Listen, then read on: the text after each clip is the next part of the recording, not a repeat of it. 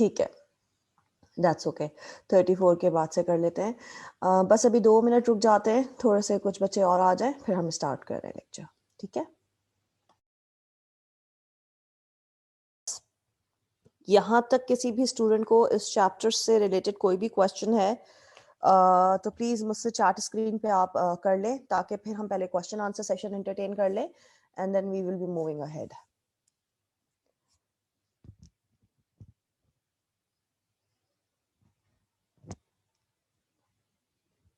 किसी स्टूडेंट को कोई भी क्वेश्चन अगर है तो प्लीज पूछ लो। हादिया, नूर खान एंड इर्जा, अगर किसी भी स्टूडेंट को कोई भी सवाल है तो बेटा मुझसे पूछ लीजिए।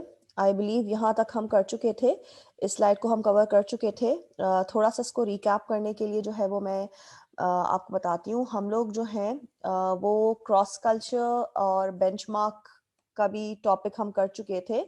ठीक है जी, yes we have done the benchmark and we have done the cross culture issues भी, कि जब हम कंट्रोल कर रहे होते हैं तो क्रॉस कल्चर यानी डिफरेंट कल्चर के लोग जब एक साथ काम कर रहे होते हैं तो क्या क्या डिफिकल्टीज और प्रॉब्लम्स मैनेजमेंट को फेस करने की ज़रूरत पड़ती है।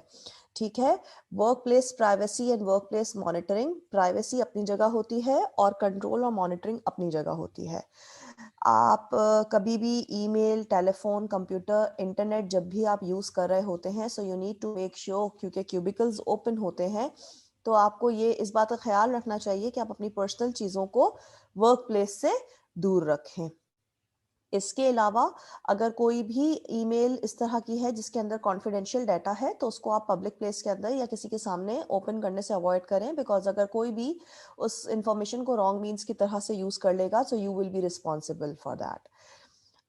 हरासमेंट, सिक्योरिटी, कॉन्फिडेंशियलिटी, ये सारी चीज़ों का हमें ख्याल रखना चाहिए कि कभी किसी की प्राइवेसी के अंदर इंट्रूड ना करें।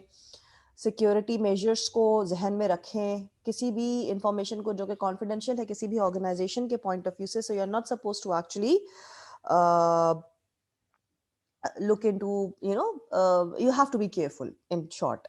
Employee theft, अच्छा जी, आप लोग कभी कभी हम लोग अपना राइट समझ रहे होते हैं, अब ऑर्गेनाइजेशन की चीज़ों को जो है वो अपने पर्सनल यूज़ के लिए भी यूज़ कर रहे होते हैं, तो वो एक तरीके say that is not actually a good thing, so you should be careful at that event. ठीक है, वर्क प्लेस वायलेंस, काम में जब हम बहुत ज़्यादा फ्रस्ट्रेटेड हो जाते हैं और सुबह से शाम तक एक ही रूटीन का काम करते रहते हैं, so you know there is a time break even point आ जाता है, तो you don't have to over react और you don't need to get violent और एग्रेसिव। रादर आप कोशिश करें अपने आप को किस तरह से रिलैक्स कर सकें। बैलेंस मेंटेन करना लाइफ के अंदर बहुत ज़रूरी है, so you need to keep that in mind. ठीक है जी, आगे बढ़ते हैं। अब देखिए, internet videos sites viewed at work, work place के ऊपर ये कुछ इंटरनेट की साइट्स हैं जिनको कि हम ऑन एंड ऑफ वॉच कर रहे होते हैं। We need to make sure कि काम की जगह पर, ठीक है, लेजर टाइम हम कर सकते हैं, फॉर एग्जांपल लंच ब्रेक के अंदर हम इन साइट्स को देख सकते हैं, न्यूज़ सुन सकते हैं, कोक स्टूडियो सुन सकते हैं, but not during the working hours. ठीक है, सो ये एक दफ़ा को ग्लांस कर लो, देख लो, ताकि हम आगे मूव कर जाए।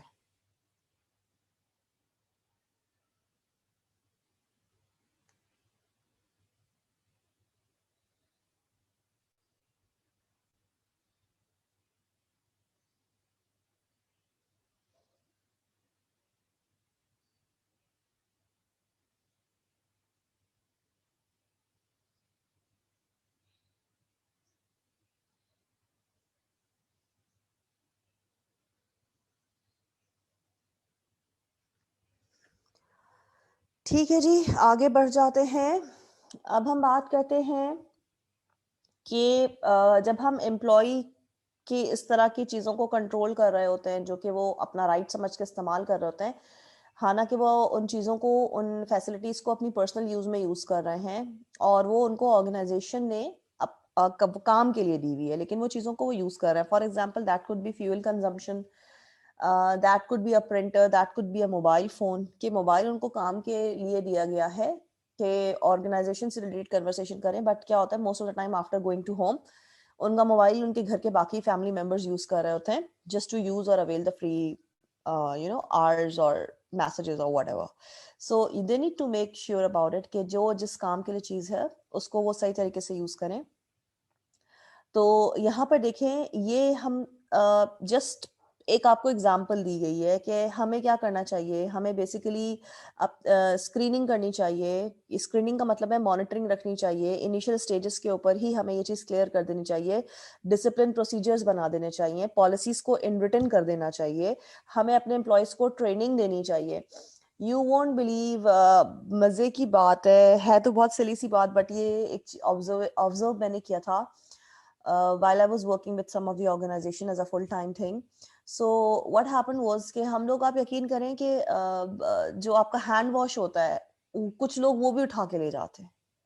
तो बड़ी हैरत की बात होती है, टिश्यू पेपर रोल्स गायब हो जाते हैं, टिश्यू पेपर के बॉक्सेस गायब हो जाते हैं, और पता चला किसी और एम्प्लॉय की गाड़ी में आप ट्रेवल करें तो ये तो वही ऑफिस वाला टिश्यू पेपर बॉक्स रखा हुआ है। सो दीज है, ये छोटी छोटी चीजें होती है, बट दिस ऑल शोज कि how ethical you guys are.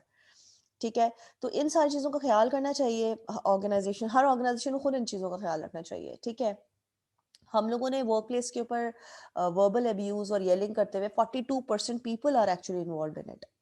ठीक है, कोवर्कर्स के बीच में, यानी चलो अपने से जूनियर के ऊपर चीखना तो चलो 42% चल रहा है कि आपने अपने सबऑर्डिनेट को डांट दिया, यू वर येलिंग और you were verbally abusing them. And coworkers यानी people working on the same level, तो वो भी 29% high margin. Cried over work related issues, people coming to you and cranky hona और हर वक्त complain करना, 23%, that's too much. Seen someone purposely damage machines or furniture, ये भी आप देखें कि ऑफिस की चीजों को खराब करना, 14%. Physical violence, 10%. Struck a co-worker, again 2%. See, ये सारी चीजें हम खुद कह रहे हैं कि these are wrong, we shouldn't be doing that. But अगर आप इनकी percentages को देखें तो कितना ज्यादा परसेंटेज के अंदर ये चीजें लाए कर रही हैं, हालांकि वी ऑल नो। ठीक है, struck means you are using some sort of hand or weapon in order to hurt someone, so that's something way beyond imagination, but ये भी 2% एग्जिस्ट कर रहा है।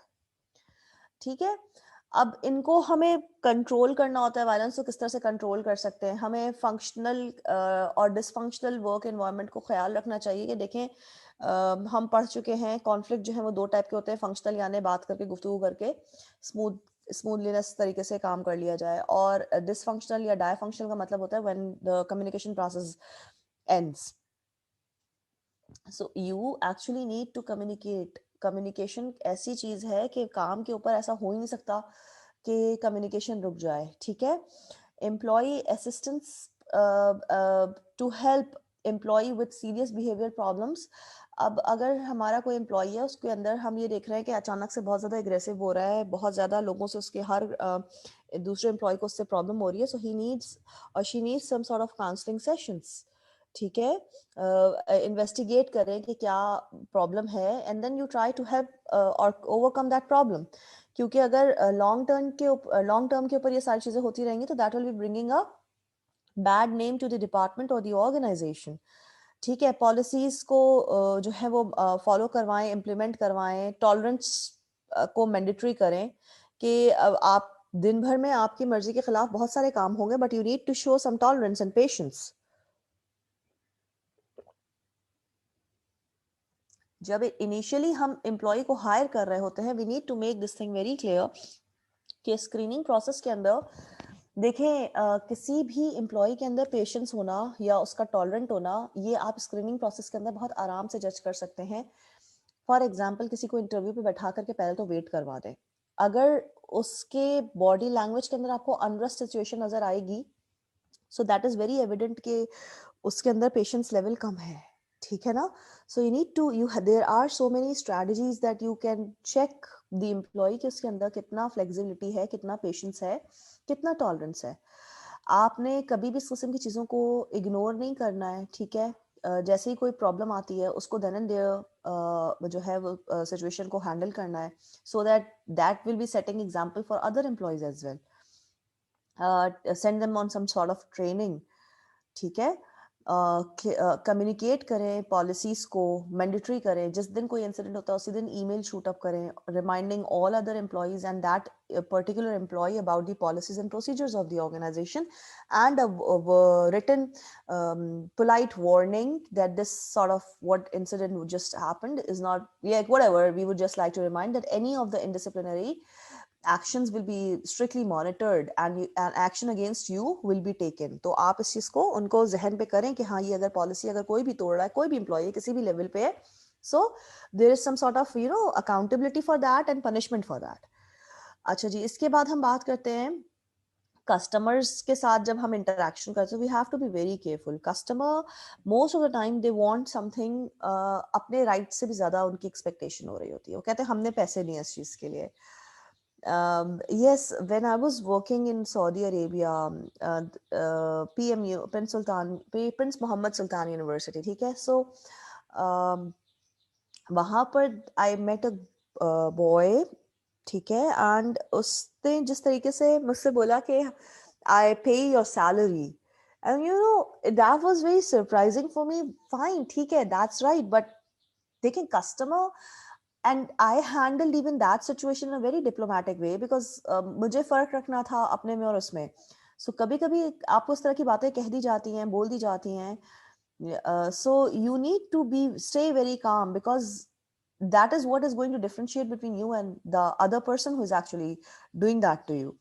तो सर्विस इंडस्ट्री के अंदर जब हम कस्टमर इंटरेक्शन, क्योंकि सर्विस इंडस्ट्री के अंदर it's just that customer satisfaction matters more because product वो लेके जा नहीं रहा, आप उसको सर्विस ही दे रहे हैं और थ्रू सर्विस आप सेटिस्फैक्शन क्रिएट कर रहे हैं. ठीक है. So and to have loyalty and have a long term relationship with the customer, you need to even show a lot of patience, जो कि उस वक्त नहीं हो रहा होता लेकिन आपने करना होता because you don't have a choice. तो कभी कभी कुछ चीज़ों को इग्नोर करना पड़ता है, ऐसा दिखाना पड़ता है आपको समझ में नहीं आया और मसलहतन जो है वो खामोश होना पड़ता है. Reason being we are not in a position to just over react or even be reactive to the situation going on. ठीक है, क्योंकि हम लोग को कंपनी के नाम के बारे में, ऑर्गेनाइजेशन के नाम के बारे में भी सोचना होता है because nobody probably knows me but everybody knows the organisation I am working at. ठीक है. सो ये चीजें वहां पर मैटर बहुत ज्यादा कर रही होती हैं. अच्छा, अब हम बात करते हैं कॉर्पोरेट गवर्नेंस की. कॉर्पोरेट गवर्नेंस का मतलब होता है देयर इज अ बॉडी जो कि गवर्न कर रही होती है, जो कि मॉनिटर कर रही होती है, जो कि मेक श्योर कर रही होती है कि जो कल्चर है, जो भी आपकी पॉलिसीज है, प्रोसीजर्स हैं, वो फॉलो किए जा रहे हैं. ठीक है. तो बोर्ड ऑफ डायरेक्टर्स जो हैं उनके अंदर कुछ चेंजेस आ रही होती हैं तो अनाउंसमेंट की जाती है कि भाई फलाना साहब is living and mister so and so is joining us at this position. ठीक है.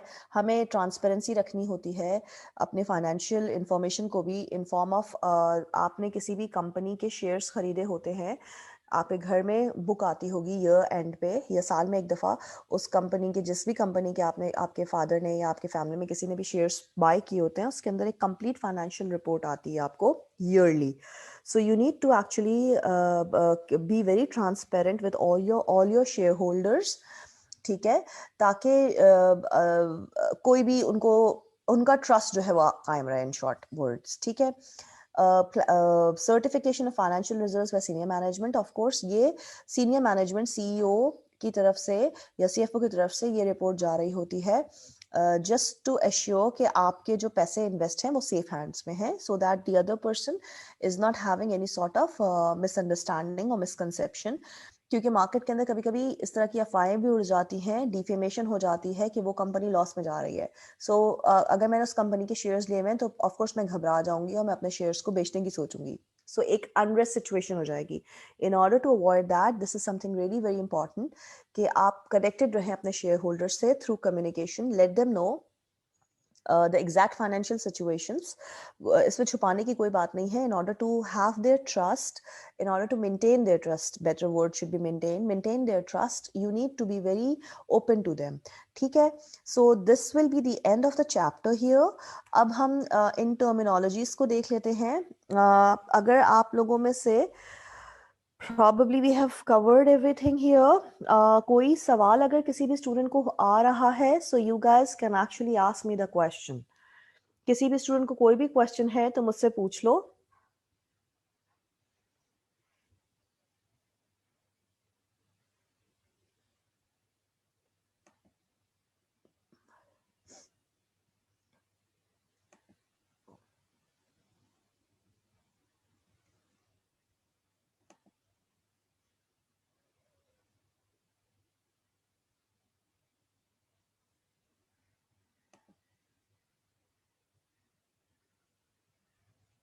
नूर खान, क्लान कंट्रोल का वर्ड कौन सी स्लाइड पे बेटा? If you can just tell me that would be really great. Clan control का वर्ड जो है वो स्लाइड बता दो मुझे।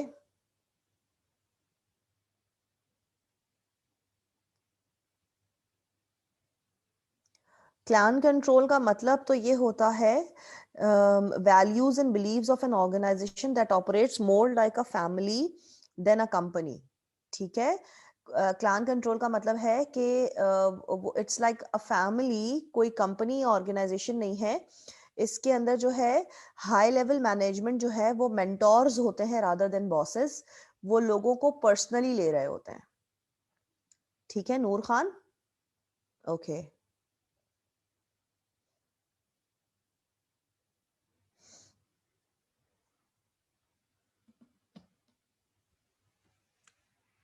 Okay, now we are moving on to the next chapter, probably from here. Uh, एक मिनट, मैं अभी स्लाइड दूसरी शेयर करती हूँ, पहले मुझे नेक्स्ट चैप्टर देख लेने दो कौन सा है। क्योंकि यहाँ पर एक चैप्टर आपका ईएम के कोर्स का है, वो आपका नहीं है। सो लेट मी जस्ट, या दैट इज मैनेजिंग ऑपरेशंस। बेटा आप लोगों की आउटलाइन के अंदर जो है ना वो ऑपरेशंस नहीं है, बट आई वॉन्ट, क्योंकि इसके अंदर थोड़ा सा इस चैप्टर के अंदर एक्सप्लेनेशन है कि हाउ थिंग्स आर वर्किंग, तो हम मैं थोड़ा सा एक फ्लेवर आपको देना चाह रही हूँ। दिस विल बी एक्चुअली, ये कोर्स आउटलाइन के अंदर इफ यू सी ये नहीं होगा, बट मैं इसको इसलिए करना चाह रही हूँ कि इससे बहुत सारे दूसरे कॉन्सेप्ट्स आपके जो है वो क्लियर हो जाएंगे। ठीक है, कि प्रोडक्ट कैसे बन रहा है, कैसे रिटेलर के पास पहुंच रही है, और वैसे भी ये बहुत सरसरी सा है, इट्स नॉट इन डिटेल जितना कि आप ईएम के कोर्स के अंदर ऑपरेशन मैनेजमेंट पढ़ेंगे। ठीक है, ये सिर्फ मैनेजमेंट के पॉइंट ऑफ व्यू से है कि आप ऑपरेशंस को मैनेज कैसे कर रहे हैं। ठीक है, so we are starting this chapter, and I hope कि तुम लोगों की सारी तैयारियां चल रही हैं। कुछ बच्चों के मेरे पास पर्सनल विंडोज के ऊपर मैसेजेस आ रहे थे कि हम जो है वो तैयारी कैसे करें, और हम दिसंबर अटेम्प्ट के बच्चे हैं कि हम मार्च अटेम्प्ट के बच्चे हैं। सो इन क्वेश्चंस को मैं थोड़ा सा आंसर करना चाह रही थी बेटा। देखिए मेरी तरफ से कोई आपको प्रॉब्लम, मुझे प्रॉब्लम नहीं है। अगर आप दिसंबर में पेपर देना चाह रहे हो, you guys are more than welcome. But अगर आपकी अटेम्प्ट बन रही है और पेपर्स हो रहे हैं, दैट्स द क्वेश्चन एक्चुअली। क्योंकि मुझे अभी तक मेरे सुनने में डेट्स नहीं आई हैं फॉर दिसंबर पेपर्स, लेकिन अगर दिसंबर में पेपर्स हो रहे हैं सो आपका 80% कोर्स कवर हो चुका है। और मैंने आपसे एक पीडीएफ की बुक शेयर की है ऑन द व्हाट्सएप ग्रुप, जिसका नाम है BMBS। ये बेसिकली सीए वालों की मैनेजमेंट की बुक है। मैं इसके अंदर से 3 से 4 चैप्टर्स कवर करूंगी।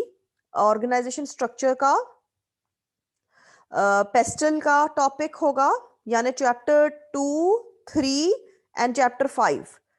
चैप्टर 2, 3 एंड 5 हम उस बुक में से कवर करेंगे, कल्चर। इसके अलावा आपका सीमा स्टडी टेक्स्ट के कुछ पेजेस मैं आपसे शेयर करूंगी, या मैं देख लूंगी, आई will B compiling a slide. तो CSR, corporate social responsibility, discipline and conflict management हम वहां से करेंगे। ठीक है, चाहे वो कैपलान की बुक हो या सीमा स्टडी टेक्स्ट हो, हम वहां से करेंगे। तो दिस इज हाउ, एंड सिर्फ यही चीजें रह गई हैं। रॉबिन्सन्स तकरीबन इंशाल्लाह आपकी कंप्लीट हो चुकी है ऑलरेडी। हम 18 चैप्टर पे हैं, पूरी किताब के अंदर 19 चैप्टर्स हैं। ठीक है, सो प्रॉबेबली हमारा जो 20-30% ऑफ द कोर्स बाकी बचा है वो भी हम दिसंबर तक इंशाल्लाह कवर कर लेंगे। तो अगर कोई बच्चा पेपर देना चाह रहा है, 80-90% कोर्स कवर हुआ है, he or she can definitely sit in the paper. So अब मुझसे प्लीज बार बार आप लोग क्वेश्चंस ग्रुप के ऊपर ना कीजिएगा। ठीक है जी। अच्छा जी, अब हम बात करें कि ऑपरेशन मैनेजमेंट क्या चीज है। सबसे पहले कोई भी काम हो रहा होता है ना, वो एक डिजाइन, एक प्रोसीजर, एक प्रोसेस के थ्रू हो रहा होता है। ठीक है, ऑपरेशन की जब भी हम बात सुनते हैं तो हमारे पास एक डायग्राम आता है जिसमें हम बात करते हैं इनपुट प्रोसेस आउटपुट। या दिस इज इट। हर ऑर्गेनाइजेशन के अंदर जो भी आपकी मैन्युफैक्चरिंग इंडस्ट्रीज हैं, इवन आपके सर्विस इंडस्ट्री के अंदर हो यही रहा होता है कि आपके पास क्लाइंट आ रहा है, इनपुट में क्या हो गया, people are coming to you. आपके पास कोई भी क्लाइंट आ रहा है, आपके पास एम्प्लॉय है, फॉर एग्जाम्पल हम बात कर लेते हैं बैंक की। People are coming in, walk in हमारे पास कस्टमर्स हैं, वो ब्रांच में बैंक के अंदर अकाउंट खुलवाना चाह रहे हैं या कुछ भी करना चाह रहे हैं, वो कंसर्न पर्सन के पास जाएंगे। That person will ask that individual walk in customer कि जी ये फॉर्म फिल कर दें और ये रिक्वायरमेंट है, ये डॉक्यूमेंटेशन अटैच कर दें, मैं आपका अकाउंट ओपन कर देता हूं। फिर वो उससे 2 या 3 दिन के बाद का टाइम देगा कि इतने दिन में आपका अकाउंट ओपन हो जाएगा, I will give you a call on the provided cell number. जैसे ही आपका अकाउंट नंबर मेरे पास आ जाता है, then you can operate it. फिर वो उसको प्रोसेस करेगा। प्रोसेस का मतलब है जो भी रिक्वायरमेंट होगी, जो भी क्रॉस चेक होगा, फोन हम यूजुअली आपसे कोई भी बिल मांग रहे होते हैं just to check your address verification, NIC original check करते हैं, नादरा वेरिसेस करते हैं और आराम से उसका अकाउंट खोल देते हैं अगर सारी चीजें हमें सही नजर आ रही होती है। और आउटपुट क्या हो जाएगा, उसको हमने अकाउंट नंबर प्रोवाइड कर दिया जिसके अंदर वो अपनी ट्रांजैक्शंस कर सकता है। चाहे आपकी सर्विस इंडस्ट्री हो या आपकी मैन्युफैक्चरिंग इंडस्ट्री हो, process of operation remains the same, that is input process output. अब इनपुट के अंदर देख लीजिए, materials, raw materials, information, technology, ये सारी चीजें कहां पर ऐड कर रही हैं, प्रोसेस के अंदर काम करती हैं और एक आउटपुट जनरेट करती हैं इन फॉर्म्स ऑफ गुड्स और services. Is it clear to every student here?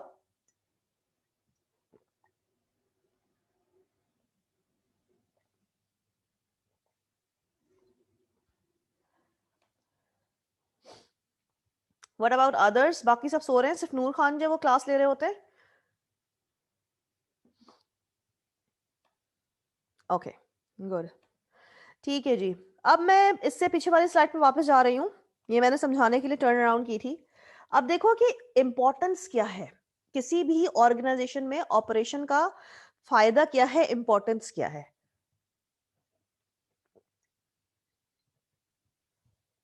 Alright, सबसे पहले ये दोनों चीजों को कवर कर रहा है, सर्विस इंडस्ट्री को भी और मैन्युफैक्चरिंग इंडस्ट्री को भी। आपने नेक्स्ट पेज के ऊपर वो डायग्राम देखी है कि ये गुड और सर्विस दोनों आउटपुट में दे रहा है, ठीक है। बेसिकली ये काम करने का मतलब ये होता है कि हम प्रोडक्टिविटी को बढ़ाएं, किसी भी तरीके से हम अपनी प्रोडक्टिविटी को बढ़ाएं by giving more emphasis and importance to effectiveness and efficiency. Basically हम इफेक्टिवनेस एंड एफिशिएंसी लेके आना चाह रहे हैं अपनी प्रोडक्टिविटी में कि हमारा काम जो है वो बेहतर से बेहतर तरीके से हो, जो भी प्रोसेस है उसको हम बेहतर से बेहतर तरीके से फॉलो करें, जो भी प्रोसेस है, कोई भी प्रोसीजर है, हम अच्छे तरीके से काम करें। अब it plays a strategic role in the organisation comparative success. इसकी वजह से जब हम अपना रोल अच्छे से प्ले कर रहे होते हैं तो हमें बेसिकली हम we are getting successful, that is organisation is achieving all the goals successfully.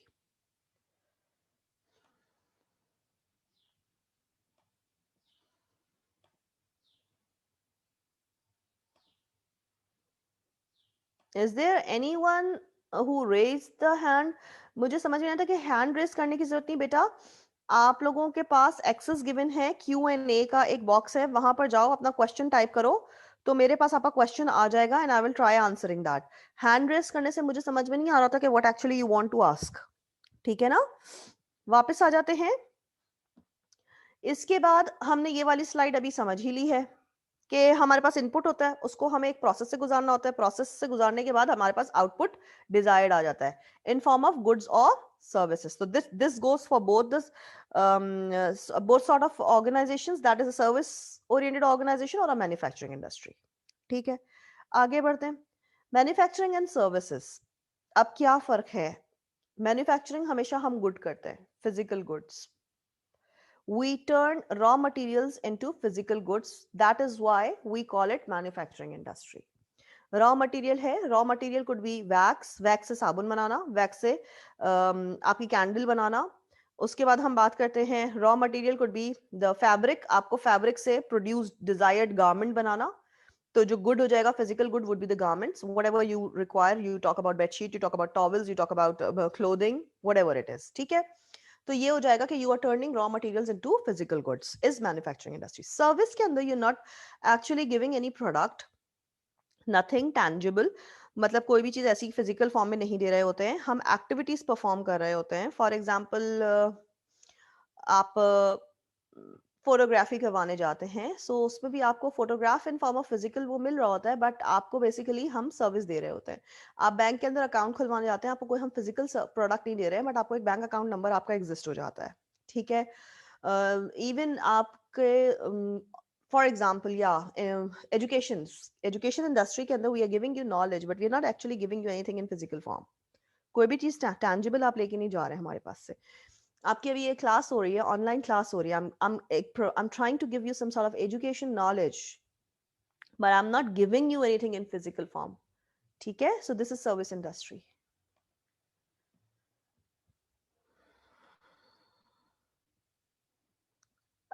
Home delivery, या होम डिलीवरी के अंदर होता है कि they're actually handing you, they're giving you facility, yes, but वो जिस कंपनी से आपने कोई चीज खरीदी थी वो आपको प्रोडक्ट दे रहा होता है। तो होम डिलीवरी में लोग यूजुअली कंफ्यूज रहते हैं, बट वो ये नहीं समझ रहे कि जो बीच में मिडिल पर्सन है, food Panda, food panda is not actually a company जहां पर आप अपना ऑर्डर प्लेस कर रहे हैं। Food panda is actually giving creating convenience for you, that is service.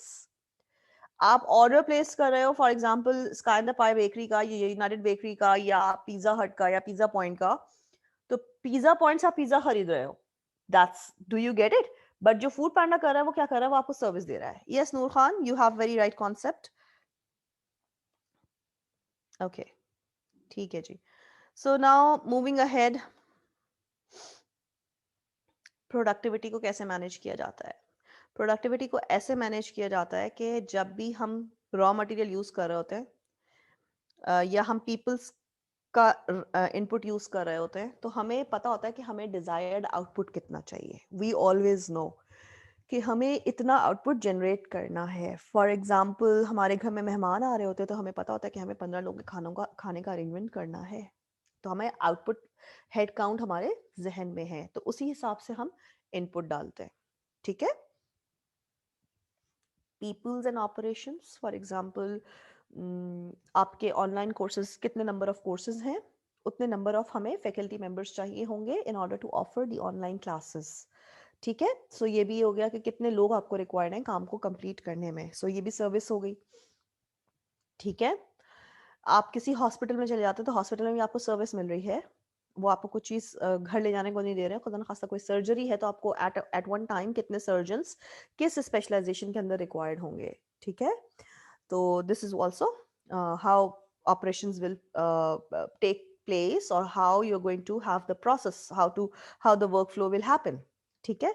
benefits of increased productivity, ज्यादा प्रोडक्टिविटी का क्या फायदा है। इकोनॉमिक की ग्रोथ होती है, डेवलपमेंट होती है, पैसा हमारी कंट्री के अंदर आता है, किसी भी कंट्री की जीडीपी बेहतर हो जाती है, ठीक है। किसी भी कंट्री की के अंदर इन्फ्लेशन जो है वो कम हो जाता है, एम्प्लॉयमेंट जो है वो क्रिएट हो जाती है। सो बेसिकली हम आराम से चीज़ों को मेंटेन कर रहे होते हैं, सप्लाई और डिमांड के बैलेंस को भी हमने मेंटेन रखा हुआ होता है, ठीक है। Higher wages and profit without inflation, मैंने क्या बोला था कि इन्फ्लेशन कम हो जाता है, इन्फ्लेशन महंगाई को कहते हैं, तो महंगाई कम हो जाती है और प्रॉफिटेबिलिटी बढ़ जाती है, ठीक है, सैलरीज बढ़ जाती हैं।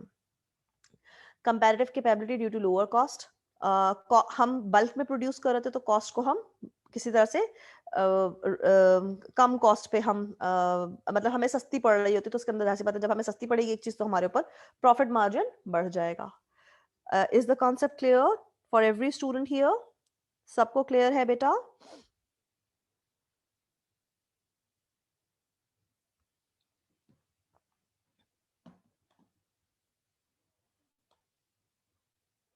ओके, नाइस, ठीक है जी, आगे बढ़ते हैं।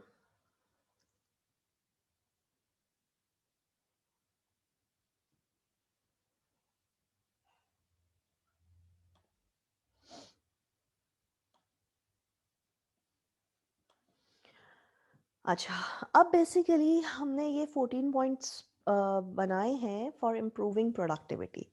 अब हम किस तरह से किसी भी चीज़ की प्रोडक्टिविटी बेहतर कर सकते हैं। सबसे पहले हमें प्लान करना चाहिए फ्यूचर के बारे में on long term. Long term का मतलब होता है for 3 to 5 years of time. Time span जो है वो 3 to 5 ईयर्स की अगर हम प्लानिंग करें। फॉर एग्जाम्पल तुम लोगों ने आईसीएमए के अंदर अपने आप को एनरोल किया है, तो तुम लोगों ने कम से कम भी मिनिमम 2 साल की प्लानिंग की होगी कि हाँ हमें इतना अरसा लग जाएगा सीमा क्वालिफिकेशन हासिल करने में, ठीक है। Why you would like to have a good and secure job after completing this certification course, right. ऐसा नहीं हो सकता। कुछ लोग शॉर्ट टर्म पे भी प्लान कर रहे होते हैं। फॉर एग्जांपल मैंने एमबीए कर लिया, एमबीए के बाद अगर कोई सर्टिफिकेशन मैं करना चाहूँ तो that could be a few months, like 1 month course हो गया सर्टिफिकेशन हो गया, या 3 मंथ्स कोर्स और सर्टिफिकेशन हो गया, कोई डिप्लोमा मैंने कर लिया। So that will be again short term, लेकिन फ्यूचर को बेहतर करने के लिए you always have to focus on the long term thing, ठीक है। Plan be complacent concerning the quality of your product. You can, when if you are in the product or manufacturing industry, you can never at all compromise on the quality of the product. And for having a good quality of the product, you have to stay focused on the raw material you are using and on the process that will also include the machineries and equipment in order to form that product. ये point सबको clear है? किसी भी अच्छी quality के product को बनाने के लिए आप रॉ मटेरियल अच्छा इस्तेमाल करेंगे और आप उसको अच्छे स्टैंडर्ड की मशीनरी के साथ ऑपरेट करते हुए उसको हाई क्वालिटी प्रोडक्ट बनाएंगे। क्लियर है?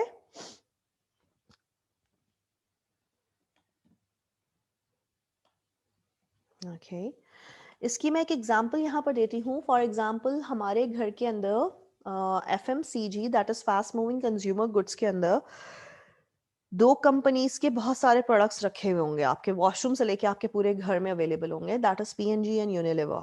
टूथपेस्ट, टूथब्रश, शैम्पू, सोप, और हमें 1 मिनट को भी ख्याल नहीं आता है कि ये प्रोडक्ट थोड़ा इंफीरियर क्वालिटी का होगा। No, because we trust the quality of those products, ठीक है। कोई भी चीज यूनिलीवर की या पीएनजी की नहीं आती है तो हमें सेकंड थॉट लाने की जरूरत नहीं होती कि ये कैसा होगा, वी ऑलरेडी नो कि ये अच्छा ही होगा, ठीक है। Establish statistical control over your production process. Statistical control का मतलब हो जाता है numbers. For example, मुझे 200 यूनिट्स चाहिए, ठीक है, ताकि आपको ये भी पता चले कि जो प्रोसेस है और जो आपके सप्लायर्स हैं उनसे आपको कितना रॉ मटेरियल चाहिए। फॉर एग्जाम्पल मुझे 200 सोप्स प्रोड्यूस करने हैं तो मुझे कितना वैक्स चाहिए होगा, किस क्वालिटी का वैक्स चाहिए होगा, और किस सप्लायर से मुझे वो वैक्स खरीदना है। Deal with the best fewest number of suppliers. See I just mention कि मैं हर सप्लायर से मार्केट के अंदर बैठे हुए रॉ मटेरियल बाय नहीं करूंगी। I have a level, I have a standard, और जो सप्लायर मुझे उसी स्टैंडर्ड का सबसे मिनिमम कॉस्ट के अंदर वो जो भी raw material I require to produce any good, I will be buying it from that supplier. Find out whether your problem are confined to the particular parts of the production process or stem from the overall process itself. अब जो भी problem अगर खुदा ना खास्ता मेरे production chain के अंदर या लाइन के अंदर आ रही है, सो आई नीड टू फाइंड के ये प्रॉब्लम एक पार्ट की वजह से रही है या पूरा का पूरा सिस्टम या पूरा का पूरा प्रोसेस ही मेरा गलत है, ठीक है। अगर एक पार्ट की वजह से आ रही होती है ना तो you can actually work on it, but अगर पूरा का पूरा प्रोसेस ही गलत होता है ना, सो उसको सही करने में, उसको रेक्टिफाई करने में it's a time taking process, ठीक है। फिर हम बात करते हैं train workers for the job that you are asking them to perform. कभी कभी हमारे वर्कर्स थोड़े से अनस्किल्ड होते हैं, so you can actually brush their skills, you can help them by giving them some sort of training, ठीक है। अब मैंने ये वाली पूरी साइड, फॉर एग्जाम्पल ये 6 पॉइंट्स इस साइड के आपके रीड कर दिए हैं। I want all of you to go through them one more time, ताकि अगर किसी स्टूडेंट को कुछ भी पॉइंट समझ में नहीं आ रहा, ये वाले 6 मैंने जो है वो रीड कर दिए हैं, अभी ये वाले पॉइंट्स रहते हैं दूसरी साइड के, ठीक है। दूसरी साइड के 8 पॉइंट्स रहते हैं, 6 वाली साइड को प्लीज एक दफा दोबारा स्किम कर लो, और किसी भी स्टूडेंट को कोई भी सवाल है तो मुझसे अभी के अभी कर लो।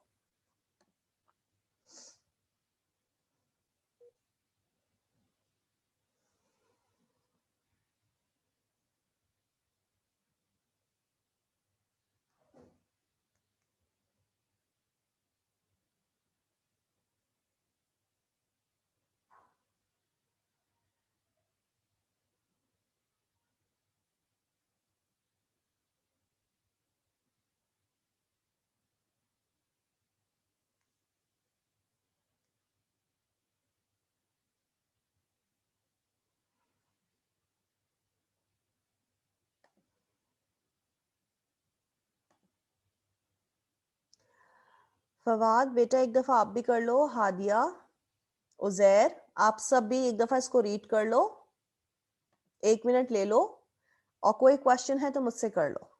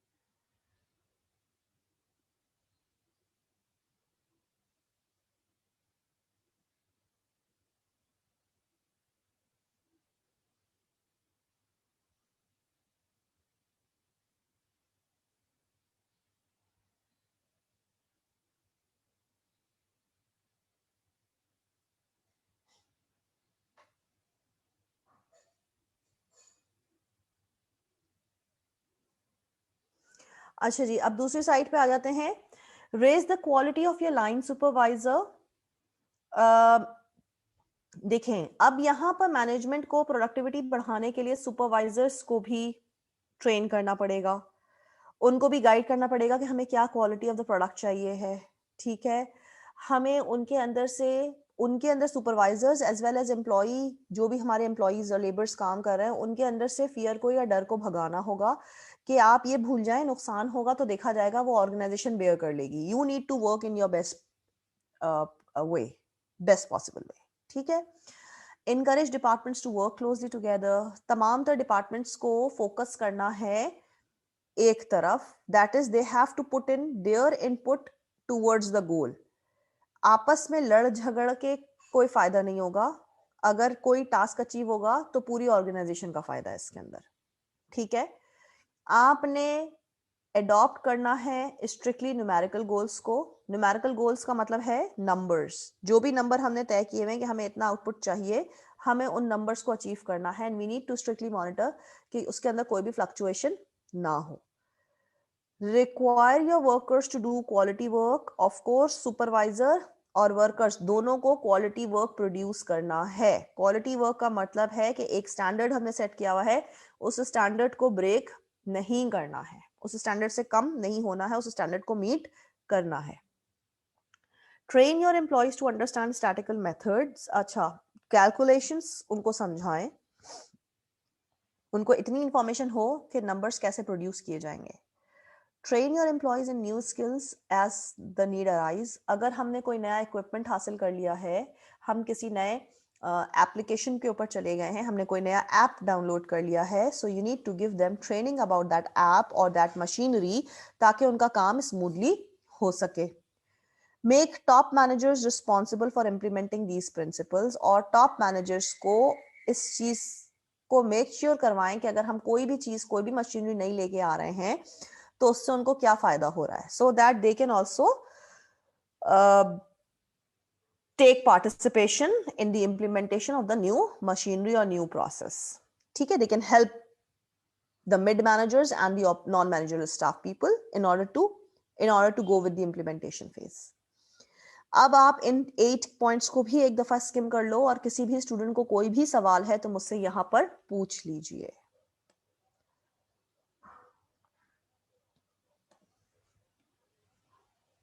इन 8 पॉइंट्स को भी एक दफा स्किम करो, अगर किसी भी स्टूडेंट को कोई भी क्वेश्चन है तो मुझसे एक दफा पूछ लीजिए।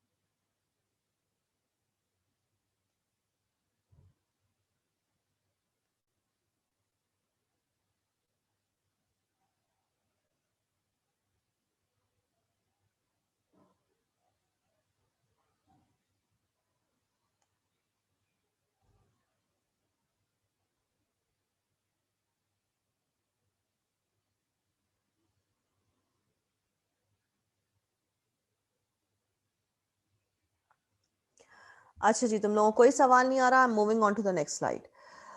अब सबसे पहले strategic role of operation management. Strategic का मतलब है लॉन्ग टर्म के ऊपर ऑपरेशन मैनेजमेंट किस तरह से काम कर रहा होता है। Basically manufacturing began in the US over 100 years ago।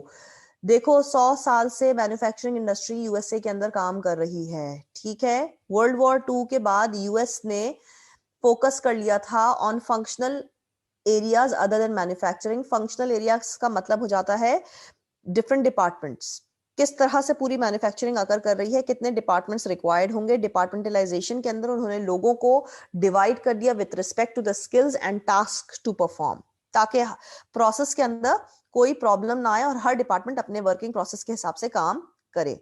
1970 के अंदर कंपटीशन स्टार्ट हो गया था। इंटीग्रेटेड मैन्युफैक्चरिंग टेक्नोलॉजीज और हाई क्वालिटी के प्रोडक्ट्स लोअर कॉस्ट के ऊपर प्रोड्यूस किए जा रहे थे। क्वालिटी भी हाई थी, कॉस्ट भी लेस थी, क्योंकि हम बल्क के अंदर प्रोडक्शन के अंदर काम करना शुरू कर चुके थे। US manufacturers responded by investing in updated technology. Technology के अंदर US, China and Japan, in countries का मुकाबला, इवन इनिशियली अगर देखा जाए तो Germany was also one of them, इनका कोई मुकाबला नहीं कर सकता था, क्योंकि ये हर वक्त अपने आप को अपडेटेड रखते हैं आज तक, ठीक है। In terms of production requirement, in terms of planning stage, हर हिसाब से ये अपने आप को टेक्नोलॉजिकली इक्विप्ड रखते हैं। यहां पर किसी स्टूडेंट को कोई भी क्वेश्चन है तो बेटा पूछ लो। सिर्फ ये आपको हिस्ट्री बता रहा है कि how, what is the actually background of operation.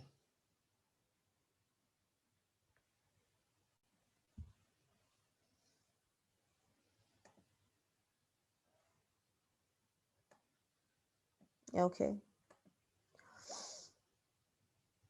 अब हम बात कर रहे हैं वैल्यू चेन मैनेजमेंट के बारे में।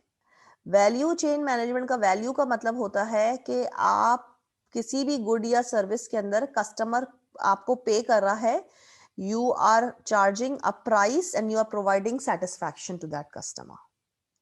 The performance characteristics, features and attributes and any other aspect of goods and service for which customers are willing to give up resources, that is spend money. They are ready to pay the price. Even they are ready to pay high price for availing high quality of goods. ठीक है, तो value का मतलब है when they are ready to pay the price, when they are willingly ready to pay the price for having the satisfaction of utilizing that specific product or service. Value chain के अंदर आ जाते हैं। अब हम value chain के अंदर आ रहे हैं, यानी अब एक गुड फिनिश हो गया, आउटपुट के ऊपर आ गया। अब नाउ किस तरह से we are making it available for the people, how the finished goods are reaching the end user. पहला एक सप्लाई वैल्यू चेन के अंदर आ गया, रॉ मटेरियल हम कहां से ले रहे हैं, तो रॉ मटेरियल से पहले भी एक सप्लायर से हम रॉ मटेरियल खरीद रहे हैं। उसके बाद जब एक फिनिश गुड बन जाता है तो फिनिश गुड भी कोई सप्लायर, रिटेलर, होलसेलर, डिस्ट्रीब्यूटर जो है वो एंड यूजर तक पहुंचा रहा है। इस पूरी वैल्यू चेन मैनेजमेंट के अंदर बहुत सारे इंटरमीडिएटरी लाइंस हैं।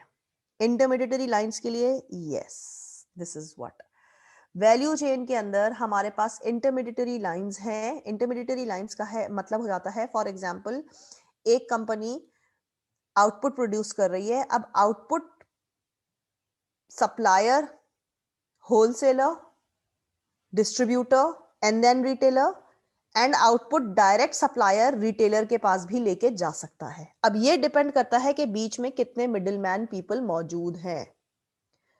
To create a value chain,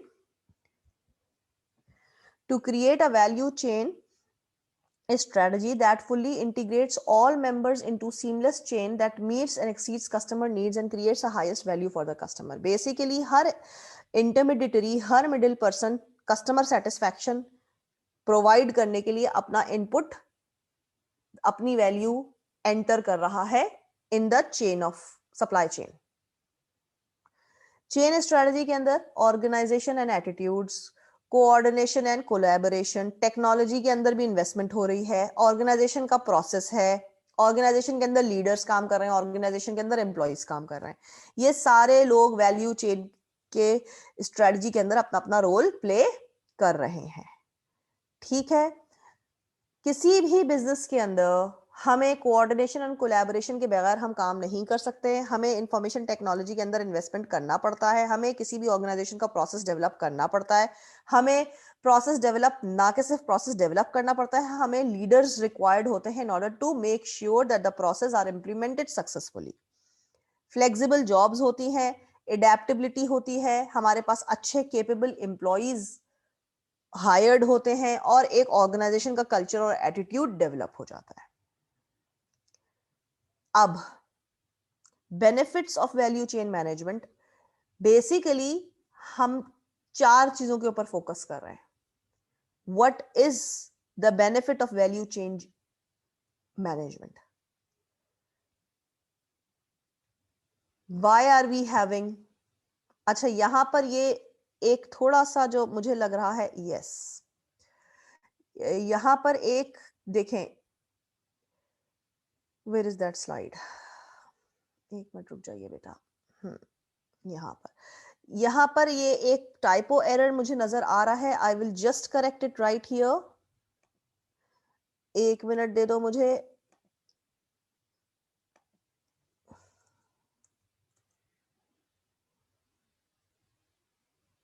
CHAIN chain, wait, एक टाइपो एरर मुझे नजर आया था और वो मैंने देन एंड देयर इसको रिमूव कर दिया है। Now I am sharing the slide again.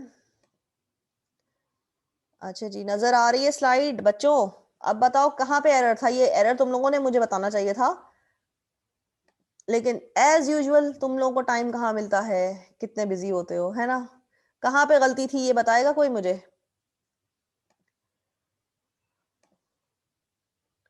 कहां गलती थी?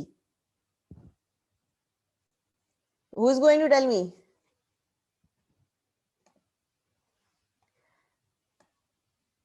चेंज लिखा हुआ था, सही सही। फवाद अकल चल रही तुम्हारी, अच्छा चलो वापस आ जाओ। ठीक है जी, अब यहां बात करते हैं कि सबसे पहले हमें क्या फायदा है चेन मैनेजमेंट से, वैल्यू चेन मैनेजमेंट से हमें फायदा क्या है। सबसे पहले हमें कस्टमर के ऑर्डर्स ज्यादा मिलेंगे, क्योंकि कस्टमर कंपनी को रीच नहीं कर रहा है, customer in beach intermediary lines को रीच कर रहा होता है। हमारी जो प्रोक्योरमेंट होगी, जो भी रॉ मटेरियल होगा, जिस भी सप्लायर से हम रॉ मटेरियल ले रहे हैं, हमें पता है कि कौन से सप्लायर्स बेस्ट है मार्केट के अंदर, तो हमारा रॉ मटेरियल भी अच्छा हो जाएगा। जब रॉ मटेरियल अच्छा हो जाएगा तो हमारा प्रोडक्ट जो है वो अच्छे से अच्छा डेवलप हो जाएगा और सस्ते से सस्ते दामों पे डेवलप हो जाएगा। और लॉजिस्टिक्स का मतलब क्या होता है? The channel of the intermediary lines. कौन सप्लायर होगा आउटपुट का, कौन डिस्ट्रीब्यूटर होगा, कौन होलसेलर होगा, और हमें कहां से रिटेल हाउस से खरीदना है। आप ये देख रहे हैं retailer Imtiaz, let's say take an example of a retail store Imtiaz supermarket, it's a retail store. अब वो कॉन्सेप्ट खत्म हो गया है कि हम अपने घर के कोने की पप्पू स्टोर से जाके सामान खरीदें। अब every one of us prefer to go to retail stores. Why? Because उस under one roof we are getting everything there, right or wrong? Do you see how the supply chain management has evolved and changed the buying behavior and patterns of the people? Is it clear to every student? बच्चों,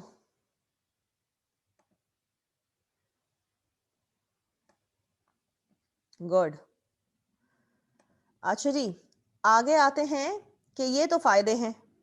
अब problems क्या आती हैं, obstacles, कि हमारे supply chain management को सही काम करने से कौन सी चीजें रोक रही होती हैं?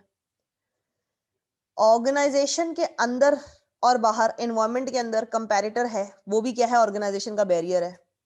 पीपल, लोग जिनके लिए हम बना रहे हैं, कस्टमर भी हो सकता है, एम्प्लॉय भी हो सकता है। कल्चरल एटीट्यूड, अभी भी बिग सिटीज के अंदर रिटेल स्टोर का कॉन्सेप्ट आ गया है, लेकिन आपके विलेजेस के अंदर, आपके गांव के अंदर, आपके इंटीरियर इलाकों के अंदर अभी भी वो कल्चर चेंज नहीं हुआ है और अभी भी रिटेल स्टोर वहां पर अवेलेबल नहीं है। अब हमारे पास कैपेबिलिटी नहीं है प्रोड्यूस करने की, या हमारे पास कैपेबिलिटी नहीं है। आप ये देखें कि इम्तियाज की मैंने थोड़ी देर पहले एग्जांपल दी, हर चीज पूनम के नाम से बिक रही है वहां पर। वो क्या कर रहा है, ओपन मार्केट से या तो उन्होंने अपना बैकवर्ड इंटीग्रेशन किया हुआ होगा, अपना खुद मैन्युफैक्चर कर रहे होंगे, अपना रॉ मटेरियल खुद प्रोड्यूस कर रहे हैं, या वो मार्केट से खरीद रहे हैं B2B प्राइस पे बल्क के अंदर, उसको पैकेजिंग अपनी लेबलिंग दे रहे हैं पूनम का, एंड देन वो डिस्प्ले कर रहे हैं और वहां से कस्टमर्स खरीद के जा रहे हैं. Now there are two possibilities, I don't know how it is actually working, but apparently जो मेरा ख्याल है कि आई डोंट नो कि उनकी बैकवर्ड इंटीग्रेशन है येट, तो they are buying it from the wholesaler and packing it and reselling it, और reselling के अंदर they are earning profit margin, huge profit margins. Is it clear students? सबको clear है?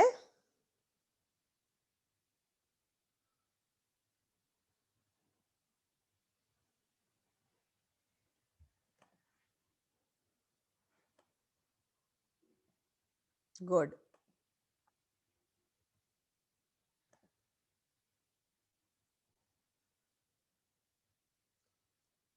ठीक है, अब इन बैरियर्स को थोड़ा सा डिस्कस किया हुआ है. लेट्स सी, रिफ्यूजल और रिलक्टेंस टू शेयर इन्फॉर्मेशन. अब ऑर्गेनाइजेशन कहती है हम अपनी इन्फॉर्मेशन क्यों दें, हम अभी इम्तियाज जाएंगे और इम्तियाज से जाके बोलेंगे कि भाई ये पूनम चावल तो बहुत ही जबरदस्त है, हमें बता दें कि ये पूनम चावल आप खुद बना रहे हैं, तो वो ये आपको बोलेंगे कि we are not allowed to tell you this. They will never share their information. ठीक है, वाई, सिक्योरिटी इश्यूज हो सकते हैं. अगर वो हमें बता दें कि हाँ जी हमने वाटर पंप से फलानी दुकान से पूनम चावल बल्क में उठाते हैं और फिर उसकी पैकिंग करके आपको इतने का बेचते हैं और हर पैकेट के ऊपर हम इतने पैसे अर्न कर रहे हैं, so that will be giving them a loss. Why will they be sharing their plan with you? Cultural attitudes. अब हमारे कल्चर के अंदर ट्रस्ट नहीं है. ठीक है, हमारे पास ये भी है कि हम कहीं हमने अगर रॉन्ग डिसीजन ले लिया तो गलत हो जाएगा, तो पावर हमारा चला जाएगा.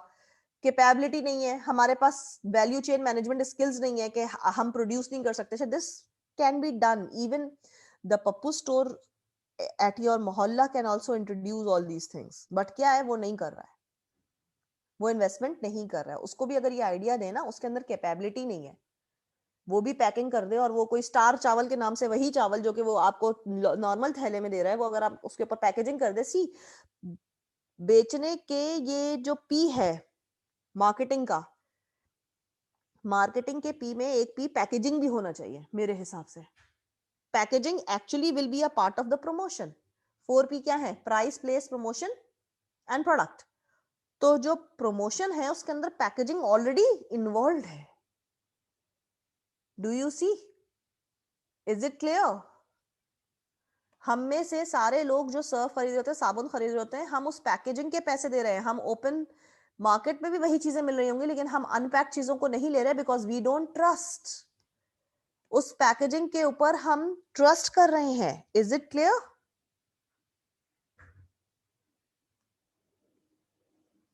और उस पैकेजिंग के नाम से आज Poonam itself has become a brand rather than the Imtiaz store. Is it clear to every student?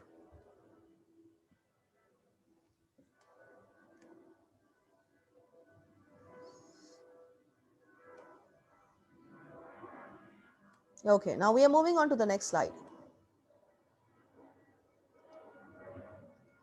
People committed नहीं है, flexible नहीं है, they don't like to change, they are reluctant to change, they are not that motivated for having a very good or high performance, trained नहीं है.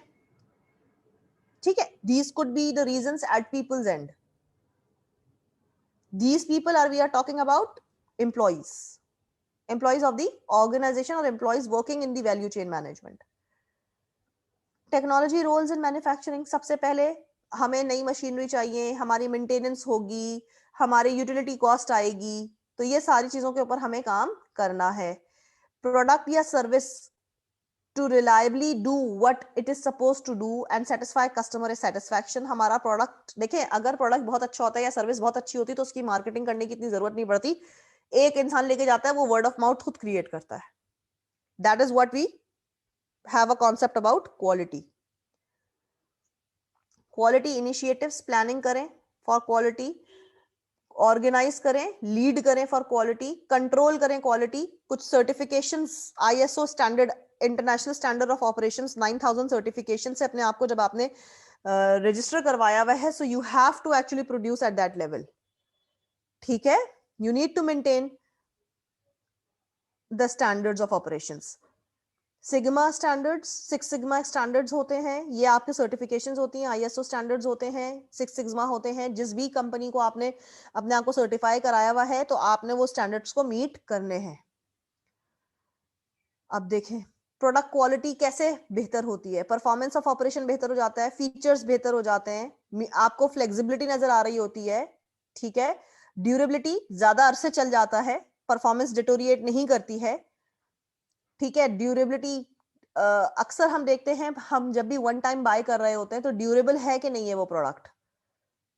For example हमारे घरों में सोफे बिस्तर जो है वो हम हर साल या हर 5 साल के ऊपर चेंज नहीं करते हैं। Durable, these things should be durable, means for long term. एक दफा खरीदा है आपका जो we say home mix home what do we call it, home appliances होते हैं, we don't buy it every 6 months or every month, no we don't. तो durable होना चाहिए, कॉन्फ्रेंस होना चाहिए, यानी पेरिशेबिलिटी के स्टैंडर्ड्स को, प्री स्टैब्लिश्ड स्टैंडर्ड्स को, यहां पर प्लीज एक कोलन डाल देना, बीच में हाइफन डाल देना, प्री स्टैब्लिश्ड स्टैंडर्ड्स को मैच करना चाहिए, ठीक है।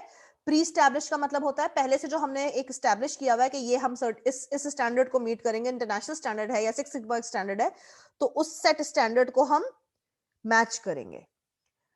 सर्विसिबिलिटी, आपको service of repair, after sale service provide करनी चाहिए। एस्थेटिक्स का मतलब है how a product looks and feels, के क्या वो प्रेजेंटेबल है, क्या वो प्रोडक्ट की लुक कैसी है। Packaging, again packaging matters, getting the point, please इस चीज को ख्याल रखना, जो दिखता है वो बिकता है, अक्सर हम लोग ये कह रहे होते हैं। तो यू नीड टू वट अल्लाह ताला ने आपको कुदरती तौर पे बना तो दिया, लेकिन उसकी पैकेजिंग अगर थोड़ी सी अच्छी रखोगे तो लोग अट्रैक्ट ज्यादा होते हैं, that's a very normal phenomena.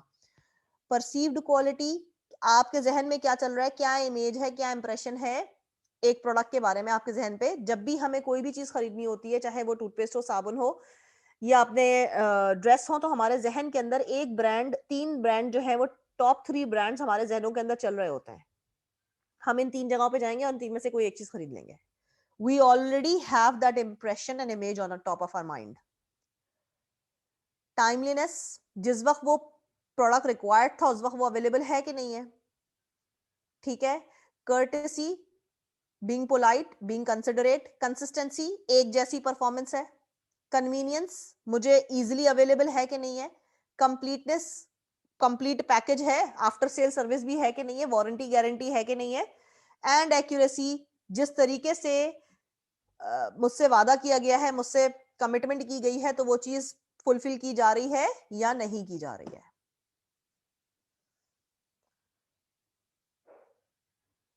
Mass customization का मतलब होता है, मास का मतलब होता है on a very huge scale, customers बहुत ज्यादा हैं। A design to order concept that provides consumers with a product when, where and how they want it. हम ये कस्टमाइजेशन कर रहे हैं मास, बड़े पैमाने पे ज्यादा कस्टमर्स के लिए। Heavy use of technology, manufacturing techniques engages in continual dialogue with the customers. For example, अक्सर मोबाइल फोन्स में कस्टमर्स का फीडबैक आता है बैटरी टाइमिंग पुअर है।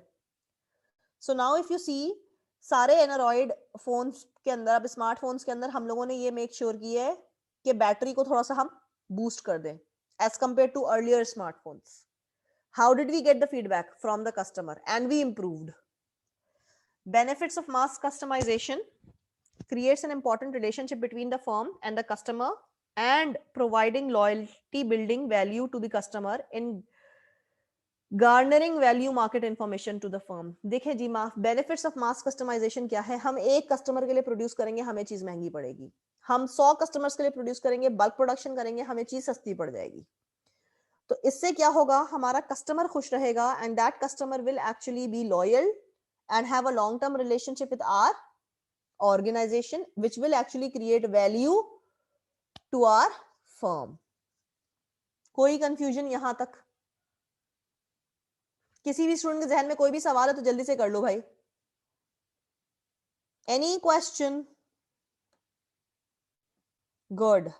Noor Khan is very prompt with replying, you know, yes, clear, all done, and this is the end. देखिए मैंने तुम्हें पहले ही बोल दिया था कि ये वाले चैप्टर के अंदर हम बहुत ज्यादा डिटेल के अंदर, डेप्थ के अंदर नहीं जाएंगे। ये ऑपरेशन मैनेजमेंट का सिर्फ उस हद तक जिक्र है जितना कि आपको पता होना चाहिए कि इनपुट प्रोसेस आउटपुट हो कैसे रहा है और कोई भी प्रोडक्ट जो है वो फाइनल कंज्यूमर कस्टमर तक कैसे पहुंच रहा है। That's it. इसके अंदर जब आप ईएम के कोर्स के अंदर जाओगे तो बहुत ज्यादा डिटेल के अंदर ऑपरेशन मैनेजमेंट को पढ़ोगे, इंटरमीडिएटरी लाइंस को, मिडिल पर्सन के या मिडिल इंडिविजुअल, मिडिल मैन के इंडिविजुअल लेवल्स को भी डिटेल में पढ़ोगे कि what do you mean by wholesaler, distributor and supplier. कोई कंफ्यूजन यहां तक अगर किसी भी स्टूडेंट को है तो बेटा मुझसे पूछ लो। Any question if you have.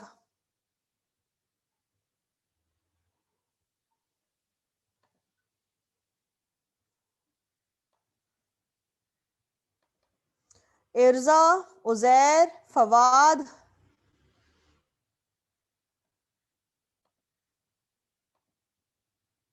Urooj, Anas,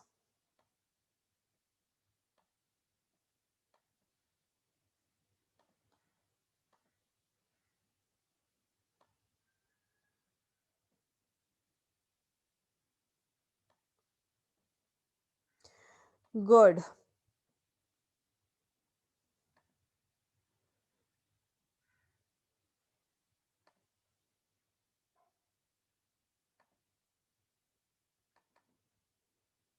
Robinsons का आखिरी chapter operation and chain management तुम्हारे कोर्स करिकुलम में नहीं है, लेकिन अगर तुम देखो तो इसके अंदर भी वही चीजें रिपीट में हैं। ये सारी चीजें अभी हमने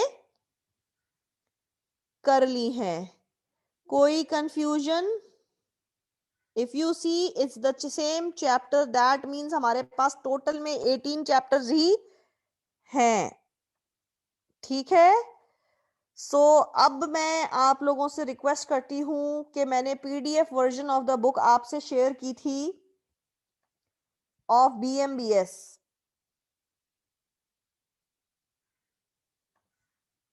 ठीक है।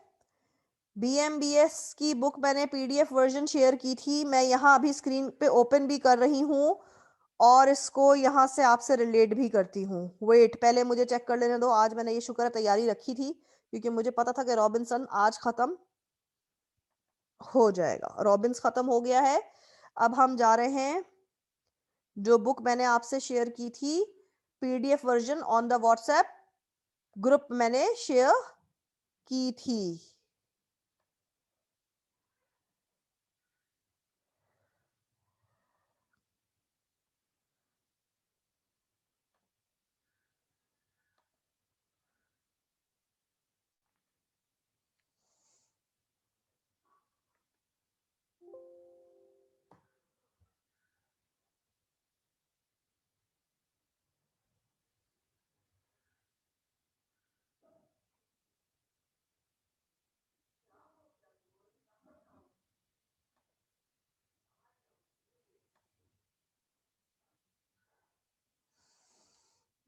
ये भी खुल क्यों नहीं रही है? वेट, रुक जाइए। ओके, ठीक है जी। अब मैं आपसे ये शेयर कर रही हूं, वेट कर दो। सबको पेज नजर आ रहा है?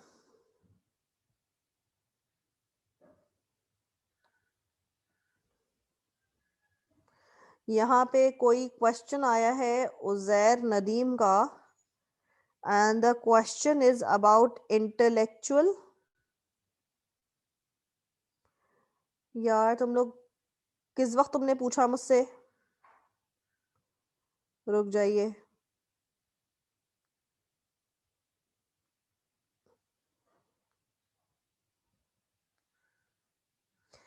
इंटेलेक्चुअल प्रॉपर्टी का मतलब होता है category of property that includes intangible creation of the human intellect. intangible, intangible का मतलब होता है anything which cannot be touched, तो इसका मतलब हो जाता है service. The most well known types are copyrights, patents, trademark and trade secrets. For example मेरा लेक्चर मेरा पेटेंट है, मेरा कॉपीराइट है। तुम लोगों से अक्सर मैं बोल रही होती हूँ भाई रिकॉर्डिंग नहीं करना, पता चला तुमने यूट्यूब पे डाल दिया, तुम्हें इख्तियारात नहीं है मेरे लेक्चर को गलत तरीके से यूज करने का। Is it clear Uzair, Nadeem?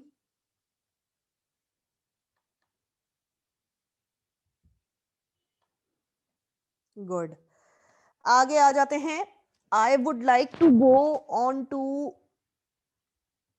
Chapter wise. ठीक है जी, रुक जाओ। सबसे पहले इस बुक को चैप्टर वाइज हम खोल लेते हैं।